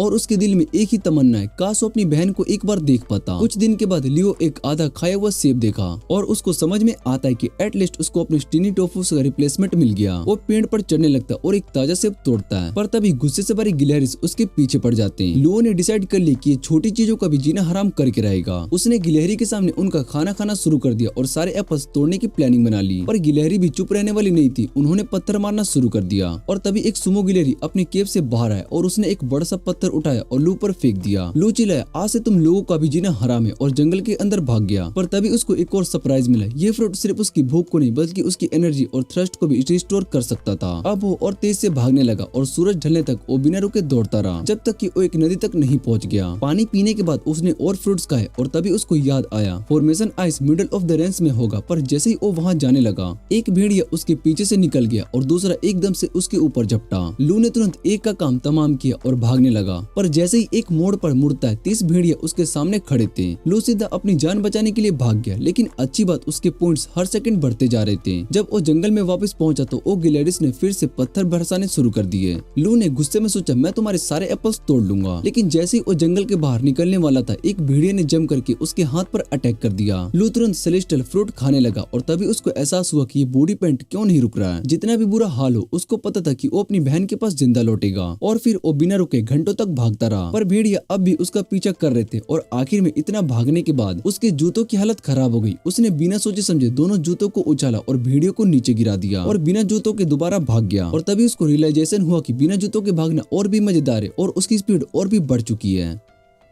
लू भागते भागते भेड़ियों से बच निकलता है और वो देखते है कि उसके कुछ क्लासमेट्स एक जगह पर इकट्ठे हैं। ये देखकर उसके दिमाग में एक धमाकेदार एंट्री मारने का प्लान आता है। तभी उसकी नजर एक लड़के पर पड़ती जो कि उसकी एक्स लिए होता है। वो लोग लू से मदद मांगते पर लू उन्हें क्लियर कर देता है कि वो उनकी मदद करता है जो कि अच्छे लोग होते हैं। अगले लोगों को बस मर जाना चाहिए, खासकर जो लोग एक्स्ट बोलते हैं आस्क की जगह। तभी लू को एक इन्फिनिट कोइन ग्लिच मिल जाता है, डिस्परेट लोगों की इंसल्ट करके पैसे कमाने का तरीका। वो उनसे पूछते है कि पिछले कितने दिनों से उन्होंने कुछ नहीं खाया। एक लड़की रोती हुई बताती कि 3 दिन हो गए और बिना खाए और बिना पानी की उसकी हालत खराब है। वो लू से गुजारिश करती है कि वो उसे बचा ले, पर लू उसे गोल्ड ट्रिगर कहकर उसके सामने मजे से खाना खाने लगता है। उसके हाथों से एप्पल का क्रंच सुनकर कुछ लोग तो ऐसे ही गिरने वाले होते हैं, पर गोल्ड ट्रिगर लड़की फिर से अपनी किस्मत आजमाती है। वो घुटनों पर गिरती है, मुंह खोलती है, आंखें बंद करती है और तब लू उसके सामने एक लाल रंग का जूसी एप्पल आता है। इधर लड़कों को भी समझ में आ गया होता है कि लू अकेला है और वो लोग 8 हैं। उसका लीडर उसे धमकाने लगता है कि वो उन्हें अपना खाना दे दे, पर लू तो लू है, वो बड़े आराम से उनके सामने लग्जरी फूड आइटम गिराना शुरू कर देता है। वो बहुत सारी चीजें लेकर उन्हें चढ़ाता है, बैकन, सिरप, ब्लूबेरी, ये सब चीजें। इतना सुनते ही लीडर लड़का धीरे धीरे होश खोना शुरू कर देता है। लू हैरान होता है कि ये बंदा इतनी देर कैसे टिक गया। फिर लू उठता है, अपनी एक्स उठाता है और उसको हिलाता है कि सारे लोग वहाँ से भाग जाते हैं। वो लीडर से पूछता है भाई अपनी एक्स वापस चाहिए? लड़का हाँ बोलता है। लू बस ये कह देता है कि बहुत ही बुरा हुआ पर ये नहीं मिलेगी। फिर लू अपनी सोट उठाता है और सीधा भाग जाता है, उन सारे बेचारे भूखे अगली लोगों को अकेला छोड़कर। पर इंसानियत अभी भी बाकी थी उसमें, इसलिए जाने से पहले 2 एप्पल्स फेंक दिया, बस 2। फ्लैशबैक में लू एक टेस्ट के दौरान एक लड़की को ट्रोल कर रहा था। जब उसको एक नोट मिलता है जिसपे लिखा होता है आंसर बताओ, तो वो क्लास लीडर को एक चिट्ठा फेंकता है जिसमें लिखा होता है कल रात तेरी माँ के साथ बिजी था। और इस तरह से एक और हफ्ता गुजर गया। लू अब तक रेन के अंदर ही अटका पड़ा था। उसके दिमाग में ये सवाल आता है कि क्या उसकी बहन भी अभी ठीक है। पर जैसे ही ये सोचते हैं दूर से घोड़े के दौड़ने की आवाज आती है। एक स्केलेटन नाइट कोने से निकलता है और बिना किसी वार्निंग के लू के मुंह पर तलवार चला देता है। लू मुश्किल से अपना बैलेंस संभाल संभाल पाता है और जैसे ही वो उस नाइट से निपटने के लिए सोचता है, दूर से 2 और घोड़ों की आवाज आती है। वो एक झटके में नाइट का स्पेयर छीन लेता है और उसे नीचे गिराने में सफल हो जाता है, लेकिन तभी बाकी के स्केलेटन सोल्जर भी वहाँ पर आ जाते हैं। लू तुरंत एक पहाड़ की तरफ दौड़ता है जिससे कि वो उनकी पहुंच से दूर हो सके, पर स्केलेटन्स ने भी अपनी चाल चल दी और तीरों की बारिश करने लगे हैं। लू हर एक एरो को अवॉइड करता है और पत्थरों के बीच छुपकर अपनी जान बचाता है। आखिरकार स्केलेटन हार मान जाते हैं और फायर करना बंद कर देते हैं। लू एक बार फिर जीत गया। लू आराम से अपनी जीत का मजे ले रहा था और वहाँ से निकलने वाला होता ही कि स्केलेटन सोल्जर ने छोटी तलवार निकाल ली और बिना कुछ बोले सीधा भाग लिया। दूर कहीं एक हवेली नेटवर्क के सोल्जर का ग्रुप इन स्केलेटन क्लेवरी को देख रहा था। उनमें से एक बोला, लीडर को उड़ा दो, फिर तो पूरी आर्मी बिखर जाएगी। एक सोल्जर ध्यान से देखने लगा कि कौन इसमें लीडर हो सकता है। तभी उसकी नजर एक स्केलेटन पर पड़ी जो कि बाकी सभी की तरह स्पीयर नहीं बल्कि एक छोटी शॉट लिया होता है। यही लीडर होगा। स्नाइपर ने टारगेट लॉक किया और फायर किया और लीडर धड़ से गिर गया। पर फिर असली ट्विस्ट आया, लीडर नहीं मारा था, वो कोई और स्केलेटन था। अब स्केलेटन नाइट्स को पता चल गया था कि उन पर अटैक हो गया। तुरंत उन्होंने भी तीरों से बारिश शुरू कर दी और सोल्जर पैनिक में भाग खड़े हुए। जब एरिया क्लियर हुआ तभी एक सोल्जर की नजर छुपे हुए क्लिफ के पास निकलते हुए लू पर पड़ी, पर उसके कुछ करने से पहले लू क्लिफ से नीचे कूद जाता है। एक नाइट का स्पीयर छीन लेता है और वापस क्लिफ पर चढ़ जाता है। Thanks loser. स्केलेटन फिर से एरो चलाने लगते हैं पर लू तो जैसे अल्ट्रा इंस्टेंट मोड में होता है, सारे एरोस को डोज करके चिल मोड में निकल जाता है। फिर एक पेड़ के पीछे छुपकर वेट करता है कि सोल्जर निकल ले। तभी उसका दिमाग चलता है कि बाहर जाते ही तो सारे वेपन्स उससे छीन लिए जाएंगे, तो क्या इन्हें बेच देना चाहिए। पर जैसे ही वो इस बारे में सोचता है तभी नाइट का एक हिडन ट्रैप एक्टिव हो जाता है। स्केलेटन चारों तरफ से घेर लेते और ये सब एक सेटअप था।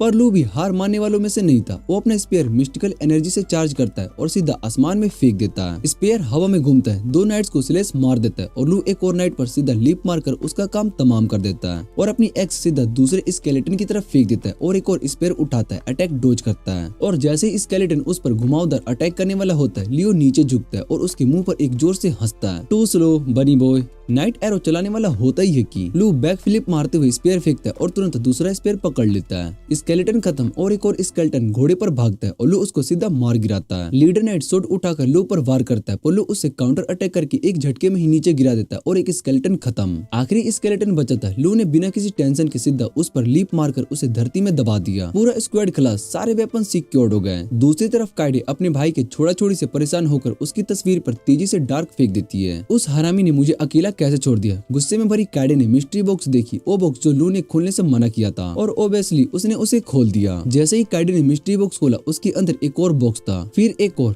फिर एक और एक और ये क्या, मिस्टोलिया डोल का छोटा भाई है क्या ये। उसने काफी समय तक बॉक्सेस खोलने के मजेदार सफर को जारी रखा और आखिर में एक चिप्स का पैकेट मिला, पर अंदर एक नोट भी था। उसमें लिखा था कि रुक जाओ, इसे अकेले मत करना, जब मैं आ जाऊंगा तो हम दोनों साथ में मिलकर खाएंगे। ये देखकर काइडे ने मुस्कुराते हुए पैकेट साइड में रख दिया, पर जब उसने लू को मैसेज भेजा तो कोई रिप्लाई नहीं आया। बैस्टर्ड, क्या है ये अब। और इसका जवाब था एक और पहाड़ को चढ़ रहा ताकि और सोल्जर्स को अम्ब्यूज कर सके। पर अटैक करने से पहले उसने थोड़ी देर ध्यान लगाने का सोचा, आराम से बैठ गया, मेडिटेशन मोड ऑन किया और एक और सेलेस्टियल फ्रूट खा लिया। जैसे ही मैजिकल ऑरा एक्टिवेट हुई वो अपने सोलर सिस्टम में वापस पहुंच गया। इस बार उसने एक नया प्लेनेट अनलॉक किया और उसके अंदर एक नए पावर का एहसास हुआ। दूसरी तरफ हेवनली नेटवर्क के सोल्जर नाउ स्केलेटन वॉरियर पर अटैक करने वाले होते हैं, सरप्राइज वाला। पर तभी आसमान से एक स्पेयर सीधा लीडर स्केलेटन के अंदर घुस गई और जैसे ही बॉडी हवा में गायब हुई 2 और स्पेयर स्काई से बरस पड़े और एक स्पेयर तो स्केलेटन को सीधा दीवार में चिपका दिया। और तभी लू ने ड्रामेटिक एंट्री मारी और हेवनली नेटवर्क के सोल्जर पहले तो कंफ्यूज हुए, पर फिर सोचा अगर ये स्केलेटन का काम तमाम कर रहे तो हम भी इसकी हेल्प कर देते हैं। पर लू को किसी की भी जरूरत नहीं थी और एक और स्पेयर घुमा और एक स्केलेटन को उड़ा दिया। लू बिना किसी रुकावट बाकी सोल्जर पे घुस गया और एक के बाद एक स्केलेटन काटने लगा, जैसे कोई anime protagonist ultra strict mode में चला गया हो। जब सिर्फ 2 स्केलेटन बचे, लू ने सोर्ड निकाली और टर्बो स्प्लिट मोड ऑन करके सीधा उनकी तरफ दौड़ पड़ा। एक स्केलेटन पर सीधा सोर्ड का वार मारा और एक और गया। दूसरा स्केलेटन बैक स्टेप करने वाला था पर लू तुरंत नीचे झुक गया और एक इंस्टेंट स्टेप मारा और उसका भी गेम ओवर कर दिया। टू स्लो बडी। सारे लोग शौक थे कि ये बंदा कितना ओपी है। एक बंदा जो लिटरली आंखें भी नहीं रखता था वो बोला क्या ये लूशु है। उसके दोस्त ने थप्पड़ मार के बोला भाई आंखें खोल ले, स्टूपिड क्वेश्चन मत पूछे। पर लू ने बिना किसी बात का जवाब दिया, सीधा अनाउंस कर दिया सुनो अब ये सारे वेपन्स अब मेरे हैं। कुछ देर में उसने सारे स्पेयर्स और सोर्ड्स इकट्ठे कर लिए और तब लीडर ने सोचा तू इतने वेपन्स इकट्ठे क्यों कर रहा है, तू इनको यूज भी नहीं कर सकता। लू ने एक इविल बिजनेसमैन वाली स्माइल दी और बोला तू गलत था। फिर अपने सारे वेपन्स को फ्लेक्स करने लगा जैसे कि एक ओपी आर्म्स डीलर हो। सबको बुलाया और बोला अगर वेपन चाहिए तो सस्ते दाम में यहाँ पे अवेलेबल है, डिस्काउंट भी मिलेगा यार। मेरी सारी जिंदगी का एक्सपीरियंस जो अंडे बेचने में लगा दिए वो आज काम आएगा।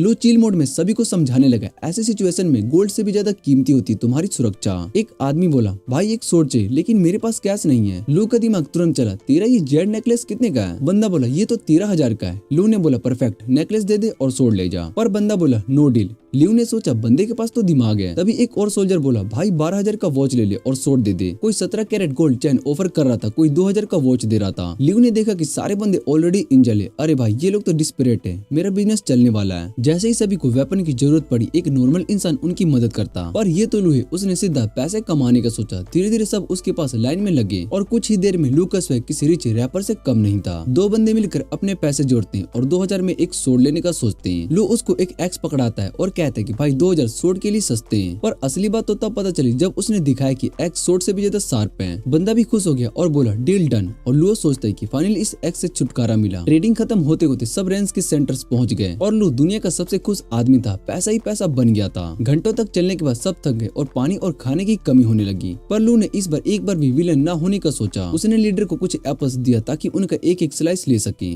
जैसे ही सबने एप्पल्स खाए उनको फील हुआ कि एनर्जी फुल रिस्टोर हो गई। ना भूख लग रही है और ना ही प्यास। एक बंदा तो अपने 31,000 का वो सिर्फ एक एप्पल के लिए दे रखा था। लू ने भी स्माइल करते हुए डील पकड़ी। ब्रो ये तो लॉटरी लग गई। पर एक इंसान उसको इविल कहने लगा। उसने फूड स्टोर करके रखा था। लू ने चिल होकर बोला भाई तुम्हारी लाइफ इतनी बेकार ना होती अगर तुम थोड़े कम यूजलेस होते। अचानक एक तीखी हवा रिमाइंड में घूमती है और 200 भूत उनकी तरफ उड़ने लगते हैं। सब स्टूडेंट्स फाइट के लिए रेडी हो जाते हैं। पर लू को एक अजीब सी फील होती है। उसका क्रॉप्स डॉग चीट निकालने की कोशिश करता है पर लू उसको छुपा देता है। अभी नहीं, सीक्रेट वेपन रिवील करने का टाइम नहीं आया। जैसे ही एक भूत उसके पास आता है उसको ली से एक मिस्टिकल डायनामिक एनर्जी फील होती है। भूत डायरेक्ट उल्टा भाग जाता है। बाकी सब भूत भी एरिया छोड़ देते हैं। फाइनली सब रेंज के सेंटर तक पहुंच जाते हैं और वहाँ एक लड़का अपने दोस्तों से कह रहा होता है कि सारिया ने उसे 2 स्केलेटन से बचाया था। पर जैसे ही उसने सारिया की आंखों में देखा उसके मन में बस एक ही बात थी, काश वो मेरे स्पेयर एक बार ऐसे ही पकड़ती। लू ऐसा प्रिटेंड करता है जैसे उसने कुछ देखा ही नहीं क्योंकि अब फ्लैश करने का परफेक्ट टाइम आ गया था। उसने वेपन्स बेचना शुरू किया और ज्वेलरी में पैसा बनाने लगा। सब हजारों डॉलर्स तक का ऑफर रख रहे थे उसके वेपन के लिए और लू भी मजे में बेचता रहा जब तक कि उसका ऑलमोस्ट काम खत्म नहीं हो गया।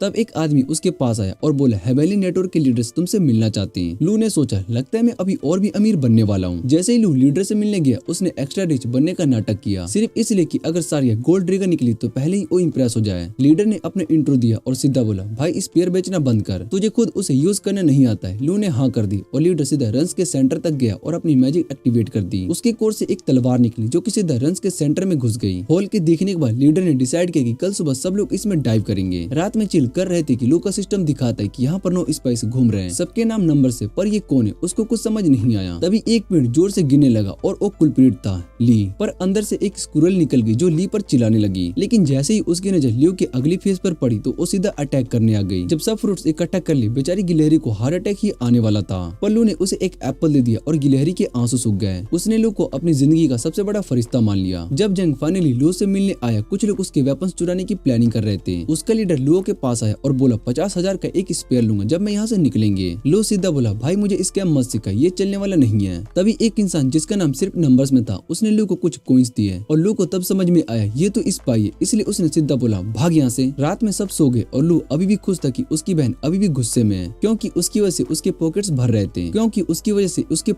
रही थी। पर एक और बात समझ में आई, उसकी बहन सिर्फ गुस्सा नहीं थी, वो तो उससे नफरत करने लगी थी। जैसे ही लू सो गया सारे स्पाइस उठ गए और सीधा रंस के सेंटर की तरफ भाग गए। एक एक करके सब नीचे जंप मारने लगे पर जब आखिरी स्पाई गिरने वाला था कुछ लोग उसे रोक लेते हैं। लू ने उसके कान में फुस कर बोला देख भाई मैं कुछ भी नहीं बोलूंगा पर प्रॉफिट का 99% मुझे मिले और तुझे सिर्फ 1%। स्पाई समझ गया ये तो बुरा फंस गया तो दिल पे वो पत्थर रखकर डील एक्सेप्ट कर ली। पर जैसे ही लू चला गया स्पाई फिर से जंप मारने की सोचता है और लू फिर से उसको पकड़ लेता है और उसकी अगली फेस के सामने स्माइल करके। बाकी स्पाइस को पता चला कि एक बंदा मिसिंग है पर सबने इग्नोर करके आगे बढ़ने का डिसाइड किया। तभी बचा हुआ स्पाई लू को सरप्राइज अटैक करने की सोचता है। उसने एक सिगिल फेंका लुओ की तरफ पर तब तक वहाँ पर लुओ तो था ही नहीं। स्पाई ने एक तलवार निकाली पर लुओ ने चिल्लाने का अल्टीमेट मूव अटैक किया। उठो सब, एक स्पाई फॉर्मेशन आइस चुराने की कोशिश कर रहा है। जैसे ही सभी को सिचुएशन समझ में आई एक मिस्टिकल टाइगर स्पान हो गया और ली ने स्पाई का चेहरा पकड़कर उसे रंस में दे धमाक धमाक घुसाया। स्पाइस की सच्चाई समझ में आते ही लू ने अनाउंस कर दिया कि अब और रेस्ट नहीं, सब अभी के अभी रंस में जाएंगे। जैसे ही वो जैसोस उनकी चीजें चुराने वाले थे लू सोचने लगा कि क्या वो आदमी वो जिंदा रख सकते हैं ताकि वो उससे सवाल पूछ सके। पर लू ने ने जैसे ही सुना कि नहीं और बिना वो अपनी शंका के अपना काम करता है, सभी स्टूडेंट्स लाइन में खड़े हो गए। लेकिन डायरेक्टर को लगा कि लू इतने सारे गहने पहनकर बिल्कुल बेवकूफ लग रहा है। थोड़ी देर के बाद ली को समझ में आ गया कि वो लू को अच्छी तरह मैनिपुलेट कर सकता है, इसलिए उसने उसे एक डील करने का ऑफर दिया। उसने बताया कि सारी प्राचीन जगह अब खुलने वाली है, लेकिन क्योंकि लू सिर्फ एक स्टूडेंट है वो बिना किसी परमिशन के उन जगहों पर नहीं जा सकता है और इस सब के बदले में सिर्फ एक सोने का चैन चाहिए होगी। लू ने कुछ देर सोचा और फिर ली को बदसूरत कहकर वहाँ से चला गया। जब सब लोग अंदर जाने के लिए तैयार हो गए तभी एक औरत आई और बीच में खड़े होकर एक जादू चलाया, जिससे कि हॉल के नीचे जाने के लिए एक सीढ़ियां बनने लग गई। जैसे सब नीचे उतरने लगे अचानक एक ऐनक भूत बाहर निकलने लग गए।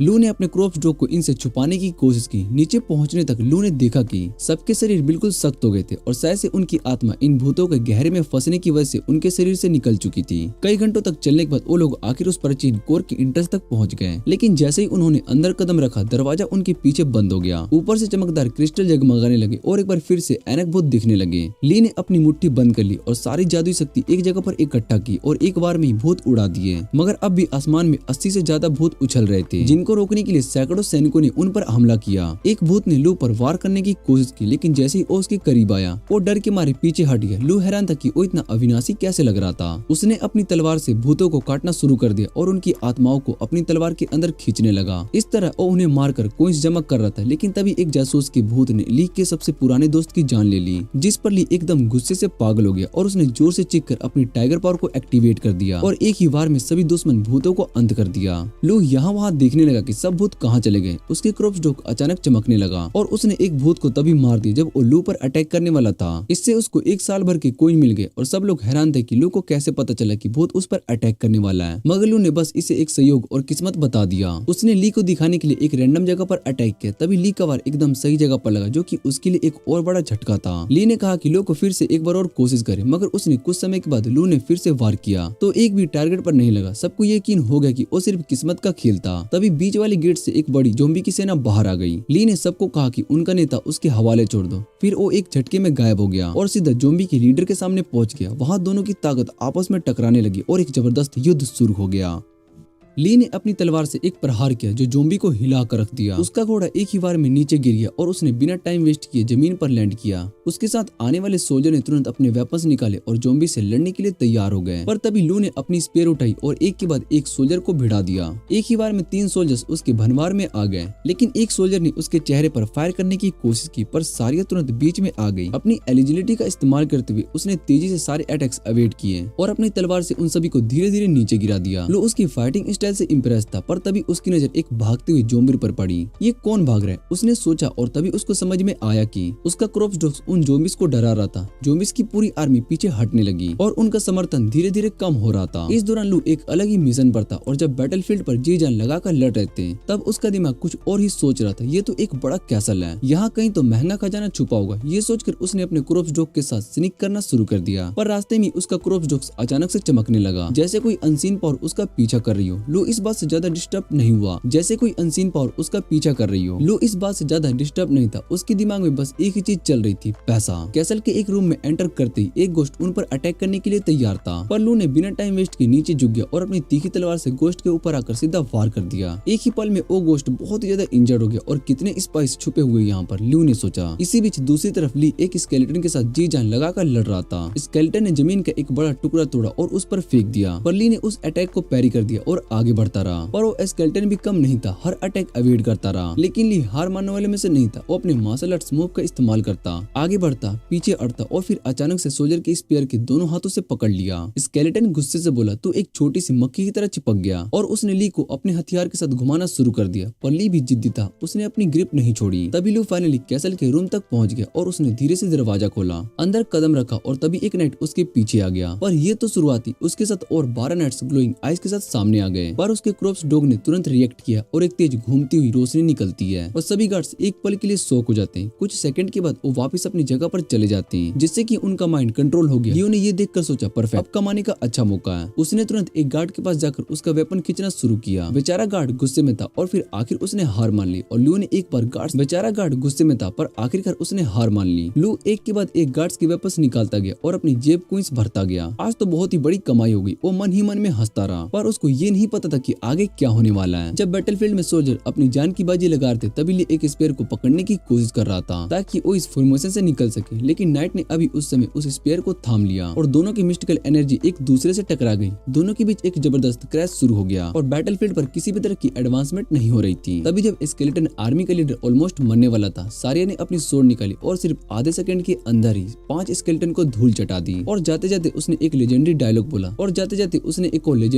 बोला, तेरा डी गिर गया। ये सुनते ही स्केलेटन लीडर और भी गुस्से में आ गया। उसने अपनी पूरी एनर्जी को कॉन्सेंट्रेट करके 3 ड्रैगन्स बनाए जो सीधा ली की तरफ बढ़ रहे थे, पर ली किसी तरीके से बचने में सफल हो गया। और जैसे ही ड्रैगन एक्सप्लोड हुए, डायरेक्टर ने देखा कि ली अब 7 ड्रैगन से घिर चुका था और एक 8वां ड्रैगन उसके पीछे उसको खाने वाला था। लेकिन ली इजीली हार मानने वालों में से नहीं था। उसने अपनी स्वॉर्ड का ग्रिप और मजबूत कर ली, पर स्केलेटन लीडर ने एक अनएक्सपेक्टेड मूव खेली। उसने सिंपली स्वॉर्ड को छोड़ दी और ड्रैगन को ली को कंज्यूम करने दिया। इस पल में ऐसा लगा जैसे कि ली की सारी उम्मीदें खत्म हो चुकी थी। लेकिन तभी बूम, ली ने अपना अल्टीमेट स्पेल एक्टिवेट किया और जबरदस्त एक्सप्लोजन के साथ फॉर्मेशन को तोड़ दिया। एक ही झटके में उसने नाइट की स्पेयर को पकड़ लिया और उसे किक करके आगे बढ़ गया। दूसरी तरफ सारिया अब भी स्केलेटन की सफाई में लगी थी और अब उसको ये सोचने का टाइम मिल गया कि लू आखिर कहाँ गया। इस बीच जैसे ली और अंदर घुसा, स्केलेटन लीडर को एक अजीब सी प्रेजेंस फील हुई। वो जिस रूम को गार्ड कर रहा था वहाँ कुछ हो रहा था। जैसे ही उसने स्पेयर छोड़ी और भागना शुरू किया, ली ने देखा कि कुछ भी अनयूजुअल नहीं हो रहा है, यानी कि फॉर्मेशन आई कुछ और था। समझने में 1 सेकंड भी नहीं लगा कि नाइट को छुपा रहा था और ली सीधा उसके पीछे भाग गया पता करने के लिए। तब तक स्केलेटन लीडर वापस बैटलफील्ड पर पहुंच गया, पर जैसे ही उसने देखा कि किसी भी गार्ड के पास उनकी स्पेयर नहीं थी, उसको समझ में आ गया कि कोई बड़ा मैस हो गया। पर तब तक ली उसके बिल्कुल करीब आ चुका था। स्केलेटन लीडर ने अपने नाइट को एक ही ऑर्डर दिया, इस आदमी को मार डालो, और वो सीधा लू के लोकेशन की तरफ दौड़ गए। इस बीच लू एक अजीब सा आइटम उठा रहा था, लेकिन जैसे ही उसने अपने हाथ में वो चीज ली, उसके सामने एक स्केलेटन सोल्जर खड़ा हुआ और समझने से पहले लू की तरफ दौड़ पड़ा। पर तभी लू ने अपने हाथ में रखी बॉक्स को नीचे गिरा दिया और तब एक और बड़ी प्रॉब्लम खड़ी हो गई। एक लड़की जो कि अब तक सेफ थी, उसकी मौत तकरीबन निश्चित थी। लेकिन तभी एक ब्लू एनर्जी ने उस ऑब्जेक्ट को हवा में पकड़ लिया और धीरे धीरे पूरी दुनिया से कलर्स वैनिश होने लगे। और जब ये एनर्जी अपनी पीक पर पहुंची, पूरा बैटलफील्ड खाली हो गया। सारे एनिमीज एक ही पल में थेनोस स्नैप जैसे इफेक्ट लेकर गायब हो गए। और तभी किसी की आखिरी आवाज सुनाई दी, mister Stark, I do not feel so good. लेकिन कम से कम इन हॉरर से इनकी जान बच गई थी। और तभी स्पेयर्स वो सब एक सर्कल में घूमने लगे और धीरे धीरे उसी आइटम में समा गए। और जैसे ही लू के पैरों के नीचे से जमीन गायब होने लगी, तभी छोटा सा एक गिलहरी उसके कपड़ों को पकड़ने की कोशिश करता, पर एक पल में वो भी वैनिश हो जाता है। एक अजीब मोन्टाज चल रहा था। लोग बार बार रिपेयर हो रहे थे, जैसे कोई इन्फिनिट लूप में अटक गया हो। लेकिन फाइनली झांग ने अपनी पेशेंस खो दी और सीधा लू को ढूंढने के लिए भाग पड़ा। दूसरी तरफ सारिया भी उसके कुछ निशान ढूंढने लगी, लेकिन ली ने चुपके से कैंप से निकलकर एक प्लान बना लिया। जैसे सोल्जर्स अपने वेपन और आइटम हैंड ओवर कर रहे थे, तभी जंग चिल्लाता हुआ है, लू नहीं मिल रहा है। लेकिन डायरेक्टर ने बिना किसी टेंशन के रिप्लाई दिया,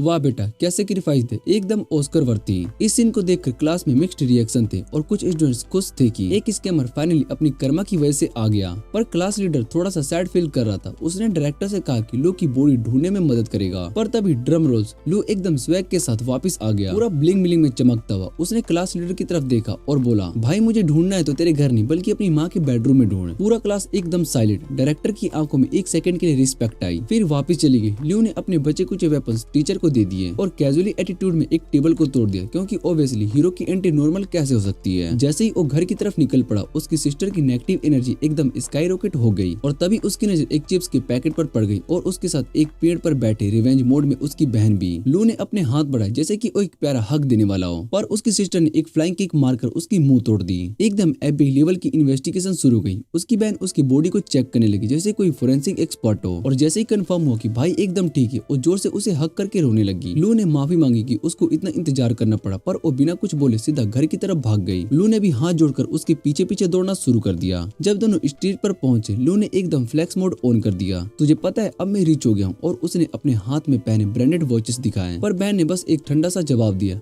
पैसे से कोई फर्क नहीं पड़ता, मुझे सिर्फ तू चाहिए था। लू ने मन ही मन सोचा, भाई ये इमोशनल मोमेंट है, क्या लिख रहा हूँ। लेकिन उसने तुरंत एक प्रॉमिस किया, कल तुझे एकदम लग्जरी रेस्टोरेंट लेकर जाऊंगा। बहन फाइनली हैप्पी हो गई और दोनों एक पिंकी प्रॉमिस किया। जब दोनों घर पहुंचे, ली भी एकदम रिलीफ फील कर रहा था। उसने कैजुअली बोला, भाई अब थोड़ा रेस्ट कर ले, अगली ट्रेनिंग में तुझे फुल पावर में देखना है। लू ने उनका शुक्रिया अदा किया, स्पेशली इसलिए क्योंकि सिस्टर का उसने ध्यान रखा जब वो नहीं था। जब दोनों फाइनली अलोन हुए, लू ने उसको एक टास्क दिया, एनर्जी बॉडी को बुलाओ। जैसे ही उसने एनर्जी बॉडी समन की, लू ने अपनी बॉडी से 2 मैजिकल मोती बाहर निकाले। बहन क्यूरियोसिटी से पूछने लगी ये क्या है। लो ने एकदम सीरियस मोड में जवाब दिया ये तो एक सोल फूड है जो कि मैंने गोश्त से ऑब्जर्व किया, लेकिन उसमें एक लाइट मोती थी जो कि असल में उन गोश्त से आई थी जो कि पहले इंसान थे। लो क्यूरियस था कि अगर ये इंसान आत्मा से बनी है तो अगर मैं इसको खा लूं तो क्या होगा, और बिना किसी वार्निंग की उसने सीधा एक मोती उठाई और अपने एनर्जी बॉडी के मुंह में घुसाकर एकदम खा गया। 1 सेकंड में उसकी एनर्जी बॉडी की पावर्स लेवल्स ओवर 9000 हो गए। लेकिन तभी काइडे ने इरिटेट होकर एक साइड कमेंट मारा, भाई कब तक मेरी समन को टॉर्चर करेगा। लेकिन लू ने बस एक स्मिर्क दिया और बस कहानी यहीं पर खत्म नहीं। लू ने एकदम सस्पेंस मोड ऑन कर दिया और एक आखिरी गिफ्ट तेरे लिए। उसने अपने मैजिक से 2 एप्पल समन किए। जैसे ही काइडे ने बाइट लिया उसका रिएक्शन एकदम शेफ किस था, भाई एकदम स्वाद आ गया। लेकिन तभी एकदम ड्रामेटिक एंट्री मारकर वो उल्लू का पट्टा गिलहरी बाहर आ गया और फुल एटीट्यूड में काइडे को गाली देने लगा, मेरा खाना क्यों चुरा रही थी तू। पर काइडे ने बिना कोई शर्म रखे उसको एकदम स्क्वीसी प्लेसी की तरह उठाया और बोलने लगी ये तो सबसे क्यूट चीज है जो कि मैंने देखी है, और फिर बिना किसी वार्निंग दिए और उसके गोलू मोलू चिक्स को खींचने लगी। लो ने एक आइडिया दिया इसका एक नाम रख दे। काइडे 1 सेकंड के लिए सोची और फिर एकदम से सेवेज मोड में बोली कि तू एकदम मोटा है और तेरा नाम फैट्सो है। लेकिन लो ने सीधा सेंसर बोर्ड बनकर उसको रोक दिया। ये बोला कि ये कोई आरएसनियो का टाइटल नहीं है, कोई और सोच ले। तो काइडे ने फुल क्रिएटिविटी दिखाई और गिलहरी का नाम रखा ली। हाँ वही नाम जो पहले एक बंदा यूज कर रहा था। उसने गिलहरी को एक पोटैटो चिप्स दिया और गिलहरी एकदम माइंड ब्लोइंग हो गया। भाई ये तो एकदम लाइफ चेंजिंग टेस्ट है। और यहीं पर काइडे की दिमाग की बत्ती एकदम 200 IQ लेवल पर चली गई। उसने गिलहरी को चिप्स के पैकेट के सामने बैठाया और एकदम इविल विलन जैसा बोला, सिर्फ तब मिलेगा जब तू मेरी बात मानेगा। एकदम शौक बहन ये तो पूरा का पूरा मैनिपुलेशन टेक्निक है। सब सेटल होने के बाद लू ने रंस की तरफ देखा और एक एक्सपेरिमेंट शुरू किया अपनी अनकॉन्शियस टेलीपोर्ट करने का। 1 सेकंड में उसका आत्मा लिटरली पूरे शहर के ऊपर फ्लोट कर रहा था। उसको महसूस हुआ कि एक तलवार और उसके अंदर से निकल रही, लेकिन कुछ तो गड़बड़ है। तो उसने फुल इन्वेस्टिगेशन मोड ऑन किया और फॉर्मेशन आई से बिल्कुल नीचे एंटर करने का फैसला लिया। वहाँ उसको वो सारे वेपन्स मिले जो कंज्यूम हो चुके थे। तभी उसके सामने एक बड़ा सा दरवाजा खुला। लो ने अपने हेयर कुल्स की ताकत लगा दी, लेकिन दरवाजा एक बैरली खुला। बस एक छोटी सी झलक मिली और अंदर वही कैसल था जिसमें वो अभी फाइट करके आया था। लेकिन तभी काइडे ने उसको हिला दिया। जब ल्यू ने वापस आया और काइडे एकदम पानी पानी हो गई थी, उसने लू को जोर से हक किया और बोला मुझे लगता है कि तू मुझे फिर से छोड़कर जा रहा है। लू ने एकदम हीरो मोड ऑन किया और प्रॉमिस किया कि मैं कहीं नहीं जाने वाला हूँ, तुझे डिनर पर लेकर जाऊंगा और अपनी सारी गोल्ड चैन बेचकर मस्त टीवी खरीदूंगा।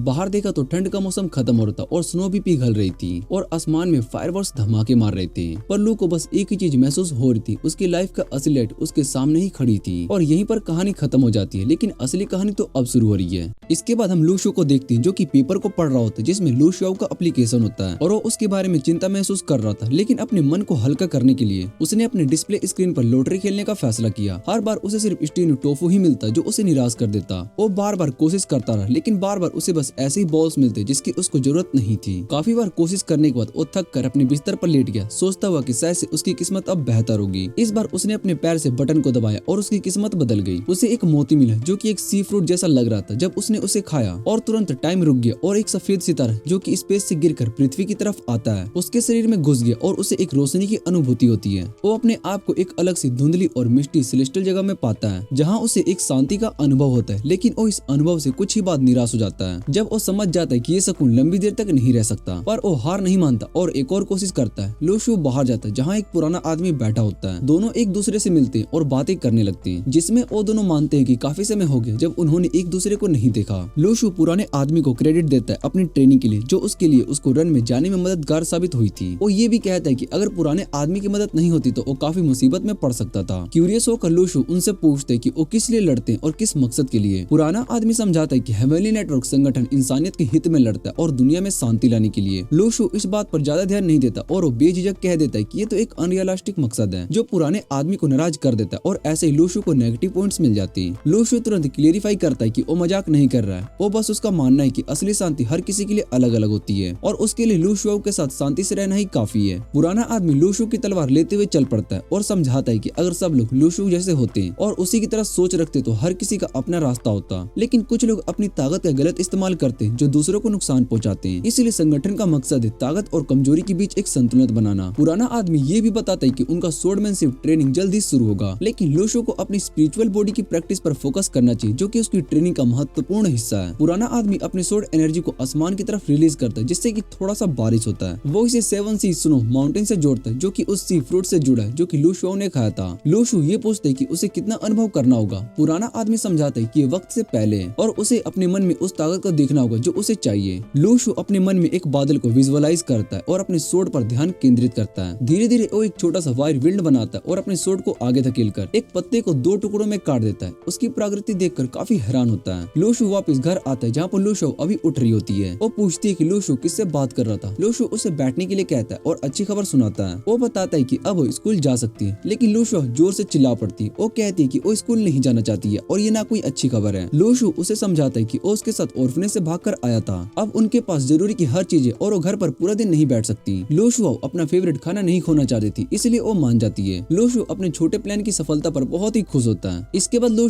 शू को उसके नए स्कूल में लेकर जाता है जहाँ पर वो कंप्लेन करते हैं कि स्कूल बैग उसने जो दिया है वो बच्चों की तरह है। लू शू उसे कहता है कि ज्यादा शिकायत मत कर और याद दिलाता है कि सभी बच्चों के पास बैग होते हैं। फिर वो उसकी कान के पास जाकर कहता है कि अपनी ताकत ना दिखाए और अपने क्लासमेट्स के साथ लड़ाई भी ना करे। लू शू अनजाने में इस बात से खफा होती है, लेकिन वो थोड़ी देर के बाद मान जाती है, पर वो थोड़ी नाराज भी होती है। लू शू उसे यकीन दिलाता है कि उसके लिए सही वक्त आएगा जब वो अपनी असली ताकत दिखाएगी। अपने स्कूल में रोमन, जो कि एक सीनियर मेंबर है, लू शू का स्वागत करता है और उसका धन्यवाद करता है, क्योंकि जो उसने रन में उनकी मदद की थी और उसके लिए उसको थैंक यू बोलते हैं। ये सुनकर लू शू का मन खुश हो जाता है, क्योंकि इससे उसके सैलरी में ज्यादा फायदा होगा। रोमन उससे ऐसे प्यार से मिलता है जैसे कि कोई उसका पुराना दोस्त हो और उसे नए कोलीग के रूप में उसका स्वागत करता है। फिर वो क्या और दूसरों से मिलवाता है। लू शू थोड़ा निराश होता है, क्योंकि ये पहली बार था जब कोई उससे इतना गर्म जोशी के साथ मिलता है। लाई शिव पोडियो पर आता है और रोमन सभी स्टूडेंट्स को लाइन में खड़ा होने के लिए कहता है। लाओ शिव फाउंडेशन में सभी का स्वागत करता है और अपना स्पीच शुरू करता है, लेकिन वो कुछ शब्दों को भूल जाता है और पेपर निकल कर पढ़ने लगता है। स्पीच के दौरान वो फाउंडेशन की हिस्ट्री बताता है और अपने आने वाले चैलेंजेस को समझाता है। वो सभी को ये कह के प्रेरित करता है कि जो मुश्किलें सामने आएंगी उन्हें देखने के बावजूद वो सब उनका सामना करना होगा। उसके बाद वो ओथ लेने के लिए कहता है, जो सभी स्टूडेंट्स अपने घबराहट के बावजूद लेते हैं। स्पीच के बाद लाई शिव पोडियो से उतर रहा होता है और लू शू अपने ट्रेनिंग पुराने आदमी के साथ जारी रखता है, जो उसे डयान जी टेक्निक सिखाता है, जो अपनी असरदार के लिए जाना जाता है। लेकिन कम मेहनत से पुराना आदमी इस टेक्निक को एक पतंग की उड़ान से कंपेयर करता है, जो पानी में हल्की सी लहरों के कारण बनती है बिना उसके भार बढ़ाए। लू शू अपने शॉर्ट स्विमिंग प्रैक्टिस पर ध्यान देता है, जिसे पुराना आदमी उसे समझाया था। वो क्लाउडली रिले में कोलम क्लाउड को फोकस करके अपनी ताकत लगाता है। शुरू में क्लाउड काफी एग्रेसिव होता है, लेकिन लू शू लगातार मेहनत करता रहता है और धीरे धीरे इस क्लाउड पर कंट्रोल पाना शुरू कर देता है। हालांकि पूरा मिस्ट्री अभी भी मुश्किल है। पुराना आदमी उसे सब्र करने की सलाह देता है। पुराना आदमी समझाता है कि क्लाउड को बारिश में बदलने की कला कोई आसान काम नहीं है। लू शू अपने शॉर्ट प्रैक्टिस में फिजिकल ताकत डालकर क्लाउड के डेलिकेट कंट्रोल के बीच फर्क सोचता है। पुराना आदमी अपने विचार को व्यक्त करता है कि पहले लोग क्लाउड कोलैप्स के दिन से डरते थे, लेकिन लू शू को ये आइडिया थोड़ा एक्साइटिंग लगता है, ना कि डरावना। पुराने आदमी को लू शू के अनकन्वेंशनल पर्सपेक्टिव से कोई फर्क नहीं पड़ता और उसकी शॉर्ट टेक्निक की ट्रेनिंग जारी रखता है। दोनों मिलकर क्लाउड रिले में आ जाते हैं, जहाँ पर लू शू अपने कंट्रोल को दिखाता है और सफलता की बारिश बुलाता है। रियल दुनिया में लू शू का शॉर्ट स्विंग से एक जबरदस्त लहर उठता है, जो एक साउंड मटेरियल आर्ट टेक्निक को दर्शाता है। पुराना आदमी इसे देखकर बहुत ही खुश हो जाता है और उसे याद आता है कि ये पहले भी होता था ऐसे। लू शू पूछता है कि इसका क्या मतलब है, क्योंकि वो इस सब से प्रचलित नहीं है और इस पर पुराने आदमी से कुछ नेगेटिव पॉइंट्स मिल जाते हैं। जब लू शू ये सोचता है वो क्लाउड को बारिश में कैसे बदल सकता है, पुराना आदमी उसे अपने घमंड पर कंट्रोल करने की सलाह देता है और वो समझाता है कि आगे और कदम है, जिसमें बारिश को दरिया और दरिया को समंदर में बनाया जा सकता है। वो समझाता है कि 7 सीज स्नो माउंटेन हमेशा बढ़ता रहता है, इसलिए लगातार ट्रेनिंग की जरूरत है। आभार व्यक्त करते हुए पुराना आदमी लू शू को ऑफर मान लेता है कि वो लू शू को समर ट्रिप पर ले जाए, क्योंकि वो पुराने दिन की किताबें पढ़कर थक चुका है। लू शू और लू शू बस में बैठकर अपने सफर पर निकल जाते हैं। लू शू अपने एक पुराने दोस्त प्रीस्ट को देखते हैं, लेकिन वो दोनों बात नहीं करते एक दूसरे से। लू शू अपनी सीट पर खुश होकर बैठती है और एक ग्रुप बस में आता है, जिनके चेहरे पर लू शू के लिए कुछ नफरत दिखाई देती है। जब बस पूरी तरीके से भर जाती है तो गाइड अपने बारे में सभी को बताता है और सफर पर आउटलाइन देता है। माउंट रिव्यू के सफर प्लान बनाते हुए, जिसमें वो एक पास की लेक के पास कैंपिंग करेंगे और फिर पहाड़ की ऊंचाइयों पर चढ़ाई करेंगे। लू शू अपने एक पुराने दोस्त को देखते जो अपने हाथ में एक कंपास पकड़े हुआ है। टूर गाइड माउंट रिव्यू की कहानी सुनता और जब सभी लेक के पास पहुंचते तो सभी अपने टेंट्स लगाते हैं। लू शू और लू शू लेक के किनारे पर खड़े होते और लू शू उससे पूछते कि उसका सबसे खुशी वाला पल कौन सा था, और वो शुरू में उस दिन को याद करती जब उसने उससे सब्जी खरीद कर खाना बनाते हुए देखा था। लेकिन फिर वो थोड़ा सीरियस होकर कह देती कि साथ में खाना खाना ही उसकी असली खुशी है। लू शू मुस्कुराता है और अपने पुराने सभी दिनों को याद करके बहुत ही खुश हो रहा होता है और कहता है कि उसके लिए भी सबसे खुशनुमा वक्त वही था। तभी वो कुछ महसूस करता है और जब मुड़कर देखता है जहाँ लियांग अपनी मोटरसाइकिल से गुजरता है, वो सोचता है कि ये मैजिक परफॉर्मेंस कहाँ जा रहा है। ये देखकर ड्रैगनेट ने अब तक उसे पकड़ा क्यों नहीं। वो महसूस करता है कि लिंग क्वाई का एनर्जी लेवल काफी बढ़ गया है। जब लू शू पूछती है कि क्या हुआ तो लू शू उसे कहता है कि कुछ नहीं, बस एक नॉर्मल सी चीज थी। रात हो जाती है और लू शू अपनी छोटी बहन लू शियाओ को उसके टेंट में छोड़ने जाता है, ये कहकर कि वो उसे बच्चों की तरह ट्रीट कर रहा है, लेकिन वो इस बार भी मन से नहीं मानती। जैसे ही वो दोनों सेटल करते हैं, लू शू एक कॉन्वे का ध्यान देते जो उसके पास से गुजर रहा है और देखता है कि लियांग और उसके पुराने दोस्तों का कॉन्वे था। लू शू को क्यूरियोसिटी होती, इसलिए उन गाड़ियों का पीछा करने का फैसला करता है। आगे एक खुला जगह दिखाई देता है जहाँ गाड़ियाँ रुक गई होती है। उसके दिमाग में एक सोच आती है, क्या यहाँ कोई नए रन्स होने वाले। पहले वो इसे रिपोर्ट करने का सोचता है, लेकिन फिर वो 2 बार सोचता है। तभी पीछे से एक और आवाज आती आती है, लूशु तुम यहाँ पर क्या कर रहे हो? ये जॉन होता है। लूशु सीधा जवाब देता है कि लू शियाओ के साथ ट्रिप पर आया हूँ। तभी झांग बताता है कि इस जगह के बारे में अफवाह है, यहाँ एक रंस दिखाई देने वाला है। ऑर्गेनाइजेशन इसके पीछे लगी और वैसे भी लोग लूशु को ढूंढने वाले ताकि वो भी मिशन को ज्वाइन कर सके। झांग और उसकी टीम बताते हैं कि डे-युआन क्लास का स्टूडेंट जो अच्छा परफॉर्म कर रहा है उन्हें रन में एंट्री मिल रही है। लूशु ऑफर को एक्सेप्ट कर लेता है और वो सोचते हैं कि जब यहाँ आ ही गया हूँ तो क्यों न एक्शन भी देख लेते हैं। अगले दिन कुछ टूरिस्ट और गाइड झगड़ा करने लगते हैं क्योंकि ट्रिप अचानक कैंसिल हो गया और रिफंड की डिमांड करते हैं, लेकिन गाइड समझाते हैं कि सिर्फ ट्रेवल एजेंसी ही रिफंड दे सकती है। लूशु और लू शियाओ भी वहाँ पर पहुंच जाते हैं और टूर गाइड उनसे पूछते हैं कि वो लोग कहाँ पर जा रहे हैं। लूशु कैजुअली बोलते हैं कि चालाक स्टाइल लेक जा रहे हैं, सुना है कि वहाँ पर एक नया रन खुलने वाला है। ये सुनकर सभी लोग बहुत ही हैरान हो जाते हैं। लूशु, लू शियाओ और झांग लेक की तरफ बढ़ते हैं। वहाँ पर सिक्योरिटी बैरिकेड लगी होती है और गार्ड लूशु को रोक देता है क्योंकि उनके पास कोई भी वैलिड एंट्री डॉक्यूमेंट नहीं होता। लेकिन झांग अपने एक स्पेशल डॉक्यूमेंट को दिखाते हैं जो कि सुपीरियर वेरीफाई करने के बाद उन्हें आगे जाने देता है। लेक के पास एक प्रॉपर कैंप सेटअप किया गया होता है। लू शियाओ इतनी प्रिपरेशन देखकर एक्साइटेड हो जाती है। अगले दिन एक दूसरी ऑर्गेनाइजेशन के फाइटर्स भी वहाँ पर पहुँच जाते हैं। उनका लीडर सभी को ब्रीफ करता है और वो बताते हैं कि रन अब खुलने वाला है और उनका मिशन है किसी भी ऑपोजिशन को खत्म करके फॉर्मेशन आइस को तोड़ना। सब तैयार हो जाते हैं और मिस्ट के अंदर एंटर होते हैं। लूशु लू शियाओ को वार्न करता है कि अगर हम अंदर अलग हो गए तो रन के सेंटर में मिलना। लू शियाओ फाइनली खुश हो जाती है कि वो लूशु के साथ लड़ने वाली है। लूशु रन के अंदर पहुंचता है तो वो एक अजीब से जंगल में होता है। बाकी लोग सराउंडिंग्स को लेकर बहुत ही परेशान होते हैं। लूशु को याद आता है कि झांग ने बताया था कि रन्स के अंदर स्पिरिचुअल एनर्जी फ्लक्चुएट करती है। वो एनर्जी के स्ट्रॉन्गेस्ट पॉइंट को ट्रैक करता है और धीरे धीरे नाइटफॉल के टाइम अपनी टीम के साथ एक खुली जगह में पहुंचता है। सब अगले ग्रुप को ढूंढने के लिए आगे बढ़ने का फैसला करते हैं। लूशु ग्रुप को सजेस्ट करता है कि यहाँ रुककर कैंप सेटअप करना सेफ होगा। उसका ध्यान आसपास के बिखरे हुए जानवरों की हड्डियों पर और अजीब से पेड़ों पर जाता है, पर बाकी सब उसकी बातों को इग्नोर कर देते हैं और बिना सोचे समझे आगे बढ़ने लगते हैं। लूशु उन्हें एक और बार वार्न करता है कि अगर कोई दिक्कत आए तो भाग लेना, हीरो बनने की जरूरत नहीं है। वो उनके साथ नहीं जाता, लेकिन लू शियाओ की चिंता कर रहा होता है और दूसरी तरफ लू शियाओ जंगल में लूशु को ढूंढ रही होती है। रास्ते में उसका सामना कुछ जानवरों से होता है। एक बिल्ली उस पर घुस जाती है पर लू शियाओ बिना डरे उस पर मजाक वाले चेहरे बनाने लगती है। तभी एक बड़ा जंगली सुअर उसकी तरफ रफ्तार से भाग रहा होता है, पर लू शियाओ घबराती नहीं। वो क्लास डी के अपने पर्सनल बॉडीगार्ड को बुलाती है। वो बंदा जोर से हंसता है और सुअर को डरा के भगा देता है। सुबह होने तक लू शियाओ ने उस सुअर को पूरा टेम कर लिया होता है। अब वो उसके ऊपर बैठकर जंगल में आगे बढ़ती है और जब एक ग्रुप उससे मिलता है तो वो उसकी स्किल को देखकर बहुत ही शॉक्ड हो जाती है। मैं हूँ बीस्ट कंट्रोलर, वो कॉन्फिडेंटली बोलती है। ये सुनकर ग्रुप वाले और भी सरप्राइज हो जाते हैं। फिर वो पूछती है कि किसी ने लूशु को देखा। जब एक बंदे ने डायरेक्शन दी तो वो बिना टाइम वेस्ट किए उस तरफ निकल पड़ती है। दूसरी तरफ लूशु एक लंबी सी साख पर बैठा होता है और उसकी नजर एक नए ग्रुप पर पड़ती है जो शाम होने से पहले एक सेफ जगह ढूंढ रहे होते हैं। लूशु चुपके से उनकी बातें सुनता है और वो सोचते हैं कि यहाँ से नेगेटिव पॉइंट्स कैसे इकट्ठा करें। जैसे ग्रुप एक खाली जगह पर कैंप लगाता है तो उनका लीडर सभी को वार्न करता है कि आसपास जानवर हो सकते हैं और तभी लूशु सामने आकर सरप्राइज दे देता है। कहाँ से आए हो?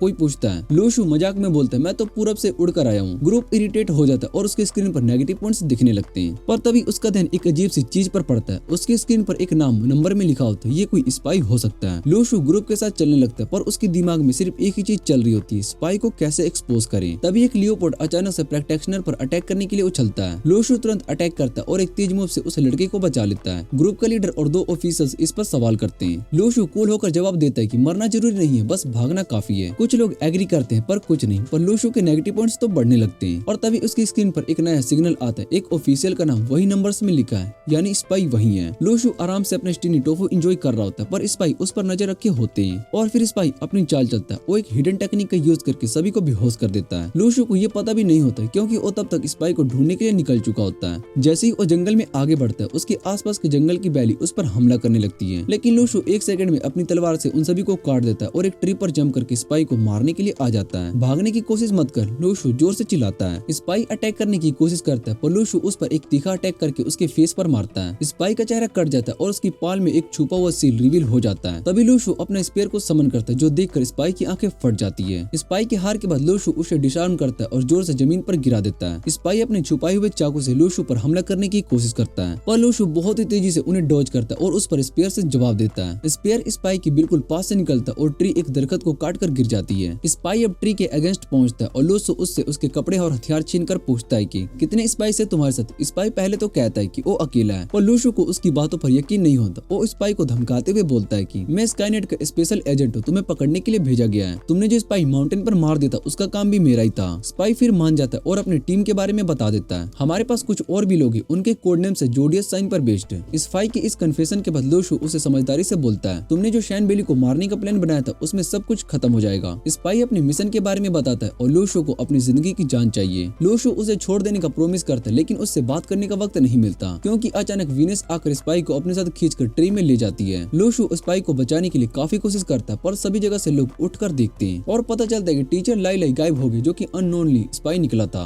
लीडर ने सभी को बुलाकर रिसर्च ऑपरेशन चलाया और कुछ स्टूडेंट्स भी वॉलंटियर करते हैं, लेकिन रात भर रिसर्च करने के बाद कोई भी क्लू नहीं मिलता। लीडर को मजबूरन रिसर्च को रोकनी पड़ती ताकि और जिंदगी खतरे में ना डाले। लूशु को स्पाई से मिलने वाले पॉइंट्स काफी अच्छे लगते हैं। वो अपने सेलेस्टियल मैप का 7th स्टार अनलॉक करना चाहता है, लेकिन वो स्टार उसकी एनर्जी को एब्जॉर्ब कर लेता है बिना जगाए और लूशु गुस्सा हो जाता है। लूशु अपनी आंखें खोलता है और आगे देखते है तो कायोस दिखाई देता है। वो अपने कंपास का यूज करके वाइल्ड स्पिरिचुअल एनर्जी की तरफ भागता है। जब वो उस जगह पर पहुंचता है तो एक टोर्नेडो देखकर वो शॉक हो जाता है। तुरंत अपनी एनर्जी से अपने आप को प्रोटेक्ट करता है और उस टोर्नेडो को रिवर्स करने की कोशिश करता है। वो हवा के बीच से लड़ते हुए कोर तक पहुंच जाता है और टोर्नेडो को तोड़कर जंगल में फेंक देता है। अब लूशु उसके कास्टर के पास पहुंचता है। फेरी विंड से वो कुछ ब्रांचेस को मेल्ट कर देता है और हर चीज को बर्बाद कर रहा होता है। लूशु फ्रस्ट्रेटेड कास्टर को समझदारी से समझाता है, पर जब वो कास्टर को कन्फ्रंट करता है तो उसकी पुरानी अटैक के बाद इंजर्ड होता है और वो धीरे से फाइट करने की कोशिश करता है। कास्टर फिर से टोर्नेडो समन करने की कोशिश करता है, पर लूशु उससे बनाने से पहले ही काट देता है। कास्टर भागता है और लूशु अपनी तलवार लेकर उसका पीछा करता है। कास्टर एक मौका देखकर लूशु पर वार करता है, पर लूशु की तलवार उससे तेज चलती है और उसके चेहरे को काट देती है। डर के मारे कास्टर की जिंदगी उसके सामने गुजरने लगती है। जैसे अपनी मौत को देख रहा हो वो डर से झुकता है, पर एक सैंड बुलेट बनाता है और लूशु पर तरफ फेंकता है। लूशु उसे रोकने की कोशिश करता है, पर तलवार इतनी तेज नहीं होती और कुछ सैंड बुलेट्स उसके पास तक पहुंच जाती है। कास्टर को अब एहसास होता है कि उसने लूशु को अंडर एस्टिमेट कर दिया। जैसे ही एक बुलेट उसको लगने वाली होती, लूशु की सेलेस्टियल पावर एक्टिवेट हो जाती है और उसकी 7वीं स्टार अनलॉक करने का रास्ता दिखाई देता है। एक चमत्कार तारा उसके सामने आता है, जो कि एक वेंट का रूप ले लेता है। लूशु इस तारे की पावर को अनलॉक करता है और आत्मा की भावनाएं महसूस करता है, खुशी, दुख, गुस्सा और डर के साथ। फिर वो सैंड फेंकते जो कि सारी बुलेट्स को तोड़ता हुआ सीधा कास्टर को लगने वाली होती है। एक ही वार में कास्टर की जान चली जाती है। उसका शरीर मिट्टी में घुल जाता है और उसकी आत्मा हवा में बिखर जाती है। लूशु देखते है कि आसपास की स्पिरिट्स की एनर्जी को महसूस कर रही है। अगली सुबह लूशु को ढूंढ लेती है और उससे मिलकर खुशी होती है। लूशु उसे पूरी स्पाई सिचुएशन के बारे में बताता है। दोनों देखते हैं कुछ स्पाइस पेड़ों की शाखाओं पर बैठे होते हैं जो छुप कर देख रहे होते हैं। लूशु कहती है कि वो अपने एनिमल से अटैक करवा सकती है, पर लूशु उसे रोक देता है। पहले पता लगाना होगा कितने स्पाइस है और वो कितने स्ट्रॉन्ग है। वो डिसाइड करता है कि एक गैलरी का यूज करेगा जो उसके मैसेज भेज सके। जैसे ही लूशु स्पाइस के सामने पहुंचता है, एक आदमी एक खुले एरिया में आ जाता है। 3 लुकआउट्स नीचे कूदते हैं और वो आदमी के साथ एक सिग्नल देता है। लुकआउट्स भी वही सिग्नल करते हैं। इसका मतलब है कि वो पास हो गया। लूशु को याद आता है कि एक स्पाई ने बताया था कि उनका कोड उनकी जोडिएक साइन से 30 डिजिट पर बेस्ड है। वो सोचने लगता है कि उसका खुद का कोड क्या होगा।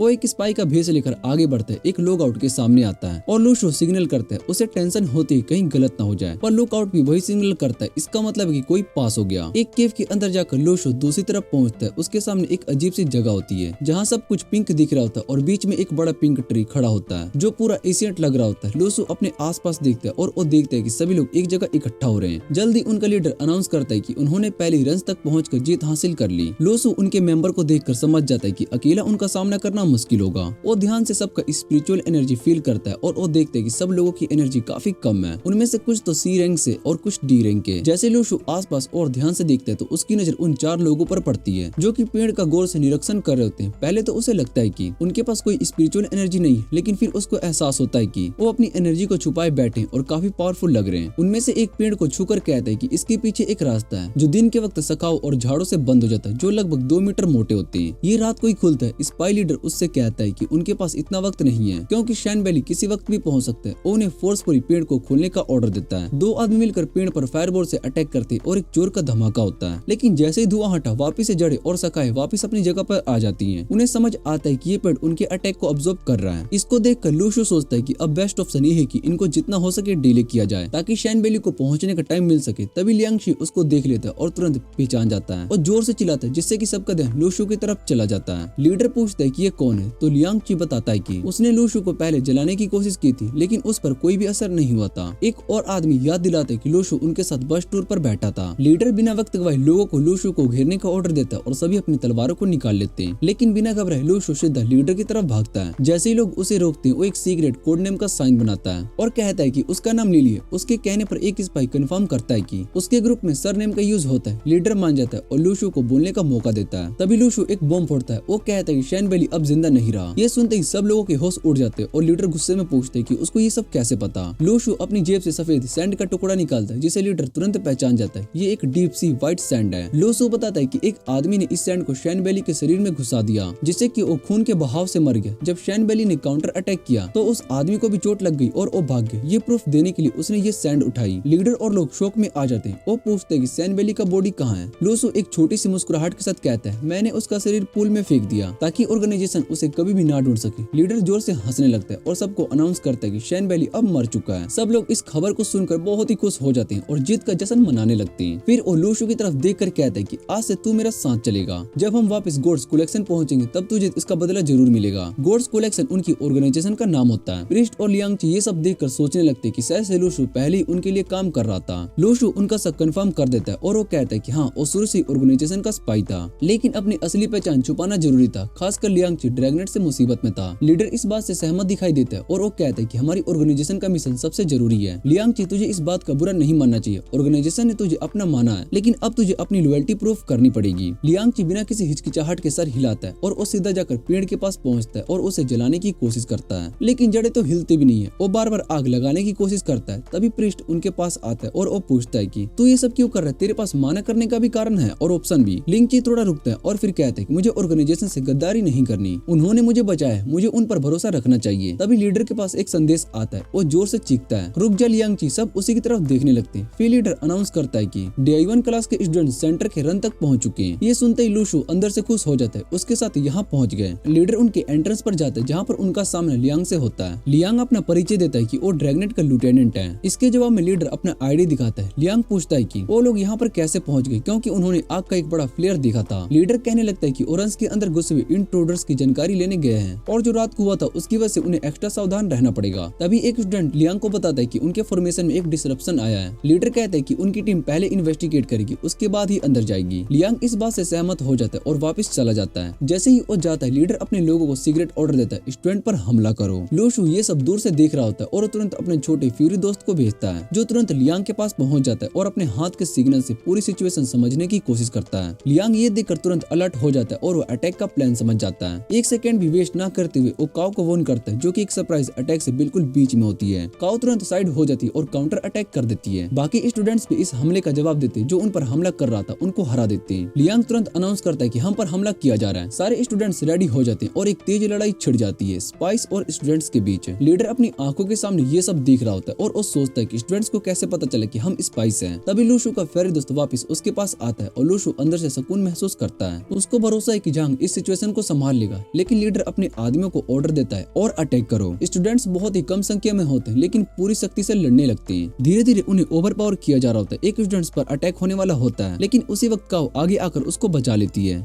झांग उन्हें ऑर्डर देता है कि वो एक दूसरे के साथ लड़ते रहे और अलग ना हो। लूशु फूरी को एक संकेत देता है। फूरी उस संदेश को देखने के लिए जाता है। लूशु अपने जानवर दोस्तों के साथ आती है और देखती कि लड़ाई हो रही है, लेकिन उसने लूशु का संकेत नहीं देखा। फ्यूरी आकर लूशु को संदेश दिखाता है। जासूस सोच रहे कि उन्होंने स्टूडेंट्स को घेर लिया, लेकिन जानवर आकर जासूसों को मारने लगते हैं। लूशु झांग को थम्स अप कर देती है और वो बताती है कि जानवर उनके साथी है, जिससे कि लड़ाई का रुख उनके पक्ष में मुड़ जाता है और लीडर गुस्सा हो जाता है और वो लियांगची को ऑर्डर देता है कि वो जानवरों को जलाए ताकि सब लड़ाई में शामिल हो। लूशु लियांगची को बताता है कि जड़ों को जलाते रहे। झांग लीडर से पूछते हैं, लेकिन उससे लड़ाई का काम लियांगची को दे दे। लियांगची पोनिक्स अटैक करता है, जिससे कि झांग कूदकर अपने आप को बचा लेता है, लेकिन पोनिक्स उसे जला देता है। तभी एक स्पाई निंजा स्टार्स फेंकता है, जो कि झांग को लगते हैं, लेकिन काओ उसे बचा लेता है। जासूस झांग और काओ को घेर लेते हैं और एक स्पाई उनको निंजा स्टार से मारने की कोशिश करता है, लेकिन लूशु अपनी की का इस्तेमाल करके उस स्पाई को कंट्रोल कर लेता है और उसे अपने लोगों पर अटैक करने के लिए फेंकता है। लूशु उस स्पाई को स्पाई बोलकर मार डालता है और लीडर कहता है कि अब वक्त बर्बाद नहीं करना। वो सब रन की तरफ बढ़ते हैं। लीडर अपना तलवार उठाता है और लूशु को लगता है कि ये कोई आम तलवार नहीं। लीडर बी क्लास का है, अपनी तलवार से रूट्स तोड़ देता है। लीडर और उसके लोग अंदर कूद जाते हैं, लेकिन लूशु को चिंता होती है, लेकिन वो फिर भी नीचे कूद जाता है। लूशु को देखकर चलना पड़ता है, लेकिन स्पाइस उसे रोक देते हैं। ड्रैगनेट के लोग सेंटर तक पहुंचकर स्पाइस रिट्रीट करते हैं। लीडर और उसके लोग लूशु के साथ अंदर जा रहे होते हैं। तभी एक स्पाई वाइन से मारा डाला जाता है, जिससे कि वो सभी डर जाते हैं। लिंगची कोशिश करता है कि ग्रुप को ज्वाइन कर सके, लेकिन उन्हें रोक दिया जाता है। ड्रैगनेट के लोग पास आने वाले होते हैं, लेकिन लिंगची फायर बॉल बनाता है। एक ऑफिशियल आकर फायर को पार करने की कोशिश करता है, लेकिन लियांगची फायर देने की तैयारी करता है, लेकिन एक पुरानी जान पहचान उसके सामने आकर नीला पाउडर डालती है, जिससे कि फायरवॉल टूट जाता है। लियांगची गद्दार कहते हुए ऑफिशियल के सामने उसका दौरान रिपोर्ट देता है। ऑफिशियल को ये बात बिल्कुल भी पसंद नहीं आती और वो जोक का किक मारकर लियांगची को बेहोश कर देता है। इसके बाद ऑफिशियल्स स्पाइस को पकड़ लेते हैं, जिन्हें उनके साथ में बांध कर रखा जाता है। झांग इन स्पाइस को ऑफिशियल के साथ छोड़कर अपनी टीम के साथ आगे बढ़ता है। झांग भी उसका पीछा करता है ताकि उनके बीच कोई फासला ना हो। लूशियो भी अपने बोर को जोर लगाकर इंटरेस्ट तक ले जाती है, सोचती है कि किस तरह से उसकी मदद करे। झांग और उसकी टीम ट्री के अंदर कदम रखते हैं, सोच रहे होते हैं कि स्पाइस का क्या हुआ होगा। तभी काओ की नजर किसी वाइन में लिपटे हुए इंसान पर पड़ती है। सभी लोग उसकी तरफ बढ़ते हैं और देखते हैं कि एक इंसान पूरी तरीके से वाइन में लिपटा हुआ है। जैसे ही वो सब उसके पास जाते, अचानक वाइन से बने कुछ मॉन्स्टर्स उस पर अटैक कर देते हैं। काओ जो पहले से अवेयर होता है, झांग को सफलता से बचाता है और क्रिएचर को अपने स्वॉर्ड से मार डालता है। लड़ाई शुरू हो जाती है और झांग और काओ दोनों अपने अपने दाव पेच से उन क्रिएचर्स को मार डाल रहे होते हैं। वाइन्स के बने हुए क्रिएचर्स उन्हें समझदारी से लड़ते हुए मुश्किल में डाल रहे होते हैं, लेकिन दोनों मिलकर जल्दी उन्हें मार डालते हैं। तभी जमीन हिलती है और एक बहुत ही बड़ा पुल धीरे धीरे उनके सामने उभर कर आता है। उसके साथ ही वाइन्स निकलकर उनको अपने जाल में लपेटने लगती है। ये नई मुश्किल उनको पहले से ज्यादा चौंकाने वाली होती है। जॉन जो कि हर वक्त अलर्ट होता है, सभी वाइन्स को काट कर रास्ता बनाता है। काओ भी अपनी पूरी ताकत लगाता है और वाइन्स को तोड़ने में सफल होता है। दोनों की स्ट्रेंथ अब उन दोनों क्रिएचर से काफी ज्यादा हो चुकी होती है, लेकिन एक स्पाई जो कि पूरी तरीके से पुल के वाइन्स में फंस चुका होता है, उसे फूल अपने गोल दांतों में ले जाने की कोशिश करता है। लूशियो जो कि अपनी बोर के साथ आकर फूल को झटका देती है, उसे गिराकर फूल का कोर दिखाई देने लगता है। ये देखकर झांग वाइन को तोड़कर काओ को सफलता का रास्ता देता है। काओ अपने स्पेयर को उछालकर पुल के कोर को तोड़ डालता है, जिसे देखकर पूरे जंगल में एक शांति का मौसम होता है। फूल का मॉन्स्टर अब खत्म हो जाता है और जो लोग वाइन्स के अंदर फंसे हुए होते हैं वो सब अपने आप को आजाद महसूस करते हैं। और एक स्पाई जो कि सीन को दिखाता है वो पूछते क्या ये फॉर्मेशन आई था। झांग जो कि अभी तक ध्यान से सिचुएशन को समझ पा रहा होता है जवाब देता है, नहीं, अगर ये फॉर्मेशन का आई होता तो सब कुछ बिल्कुल अलग होता।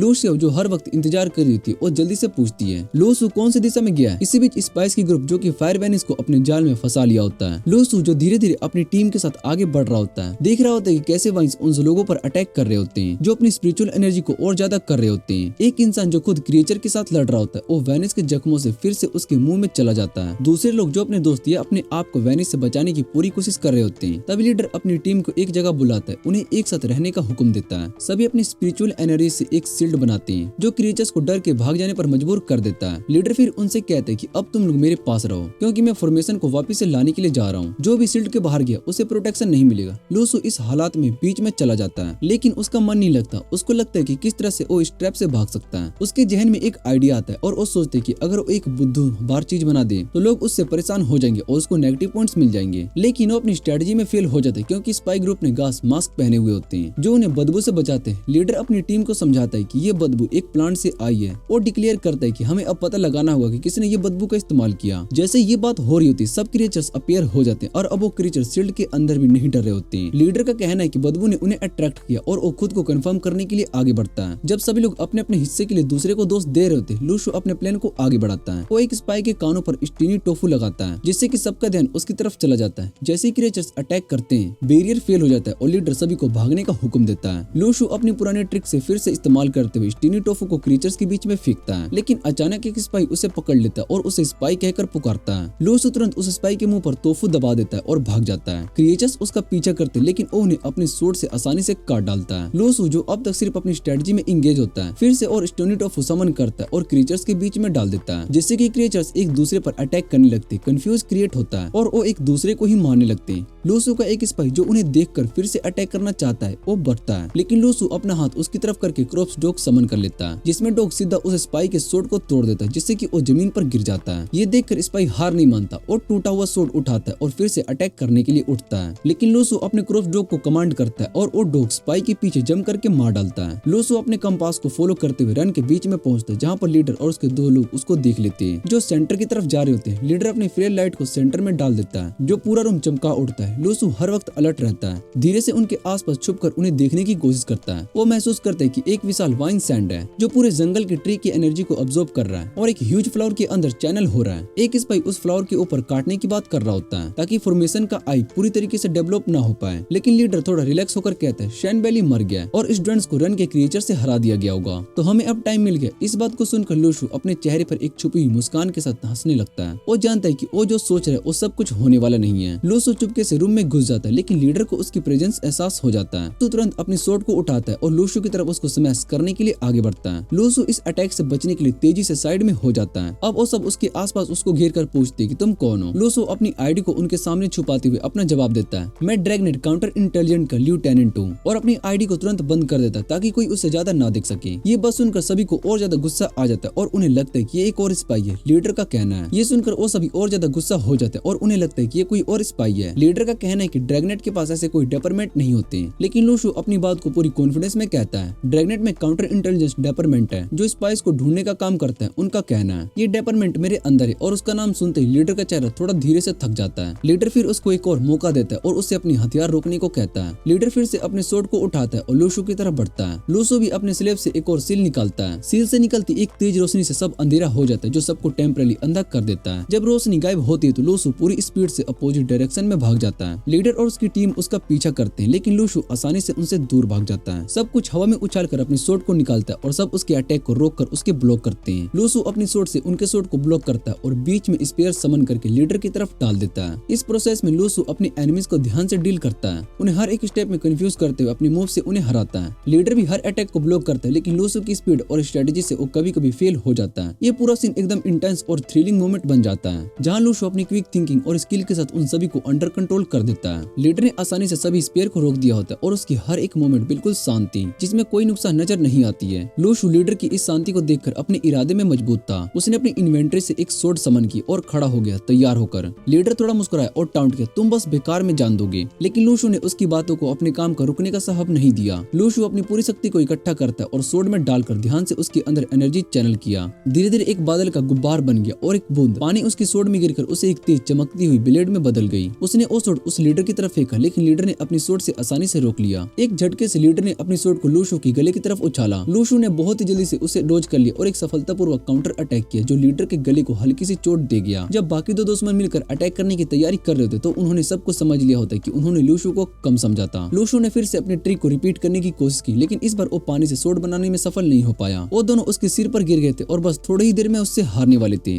तभी अचानक जमीन हिलने लगती। लूशु ने ऊपर देखा और लूशियो और दूसरे स्टूडेंट्स वापस आ रहे हैं। उसका चेहरा खुश हो गया, लेकिन तुरंत ही एंड्रेस वाइन से ब्लॉक हो गया और अब फॉर्मेशन आई गार्ड भी अपनी जगह से उठकर उनका रास्ता रोक रहा था। लीडर ने अपने दूसरे दो साथियों को अपनी जान देकर उसकी मदद करने के लिए कहा। बिना किसी हिचकिचाहट के उन दोनों ने अपनी रक्त की धार लीडर को दे दी, जिससे उसका शरीर उसकी जिंदगी की ताकत से बदल गया। लूशु अपनी स्वॉर्ड से अटैक करने की पूरी कोशिश करता है, लेकिन वाइस के बीच में वो इतनी तेज नहीं चल पाता। मोस्टर अपने टेंडरस को उनकी तरफ भेजता है और उनसे बचने की कोशिश करता है, लेकिन लीडर्स और वाइन्स दोनों एक साथ अटैक कर रहे थे, इसलिए लूशु को अपने आप को बचाने में मुश्किल हो रही थी। हर एक अटैक के साथ वो ज्यादा जख्म खा रहा था और अपने आप को संभाल पाना उसके लिए अब मुश्किल हो रहा था। लूशु अपनी जान बचाने के लिए एंट्रेंस की तरफ भाग रहा था, लेकिन लीडर ने उसके पीछे से जोर से पंच मारा, जिससे कि उसका चेहरा दर्द से पलट गया। इसके बाद वाइन्स ने उसे अपने जाल में फंसा लिया और उसे मोस्टर के मुंह की तरफ खींच लिया। लूशु का मन बहुत ही घबरा गया था। उसने सोचा कि ये शायद से उसकी अंतिम घड़ी हो सकती है। वहीं दूसरी तरफ लूशियो और जांग एंट्रेंस के पास खड़े थे, वाइन की जेल को तोड़ने की पूरी कोशिश कर रहे होते हैं। लूशियो का दिल दर्द से भर गया था और उसने जोरदार आवाज में कहा, क्या लूशु जिंदा है? और उसकी आवाज में छुपा डर सबको महसूस हो रहा था। तभी अचानक कोई के में घुसा और वाइन को काट दिया, जिससे कि लूशियो को बचा लिया गया। मोस्टर अपने अगले शिकार की तरफ देखा, जिससे कि ये समझना आसान था कि कोई नए चेहरे उनका सामना करने के लिए तैयार है। ये था नीटिंग। इसका नाम सबको हैरान कर देता है। नीटिंग की स्पीड देखते ही लीडर और उसके साथियों को समझ में आ गया होता है कि उनका खेल खत्म होने वाला है। नीटिंग अपनी तेज रफ्तार से मोस्टर की तरफ बढ़ता है और बिना किसी मुश्किल से उसे मार देता है। लीडर जो अपने बहते रक्त के साथ बहुत ही ज्यादा घबराया हुआ होता है, अपने आप को एक टॉप बी क्लास के वॉरियर के रूप में दिखाते हुए लूशु को मारने का इंतजाम कर रहा होता है। जब वो अपनी स्टिक को उसकी तरफ भेज रहा था, तभी नीटिंग ने उसके अटैक को रोक दिया और स्पिरिचुअल एनर्जी के जरिए लीडर को खत्म कर दिया। लूशु जो इस सब से बच गया था, नीटिंग का शुक्रिया अदा करता है और पूछता है, आपने पहले क्यों नहीं मदद की? नीटिंग मुस्कुराते हुए जवाब देता है, मुझे आपको एक्शन में देखना था। लूशु थोड़ा मजाक करते हुए कहता है, तो क्या मैंने अच्छा किया? नीटिंग उसकी पोटेंशियल को समझते हुए जवाब देता है, आप अच्छे हो, लेकिन हमेशा सुधार की गुजारिश होती है। जाने से पहले नीटिंग ये बताता है कि उसने ऑलरेडी फॉर्मेशन आई को लॉक कर दिया है और लूशु को बुलाता है जब भी वो वापस आए तो उसे मिलने आए। जैसे ही रन धीरे धीरे गायब होना शुरू होता है, सभी को असली दुनिया में वापस भेज दिया जाता है। झांग और बाकी सभी लूशु के पास दौड़कर आते हैं और एक गहरी चिंता से छुटकारा मिलता है। लूशियो अपने बोर पर सवार होकर उसके पास भागती हुई आती है और जोरदार हक करते हुए उसके चेहरे पर आंसू टपक रहे होते हैं। उसकी आंखों में छुपी हुई खुशी और दर्द का मिलान था जब वो बोलती है, मुझे लगा कि तुम मर गए। लूशु जो बिल्कुल ठीक था उसे शांति से जवाब देता है, मैं बिल्कुल ठीक हूँ और सब कुछ ठीक हो गया। इसी के साथ इसका सीजन 2 भी यहीं पर एंड हो जाता है।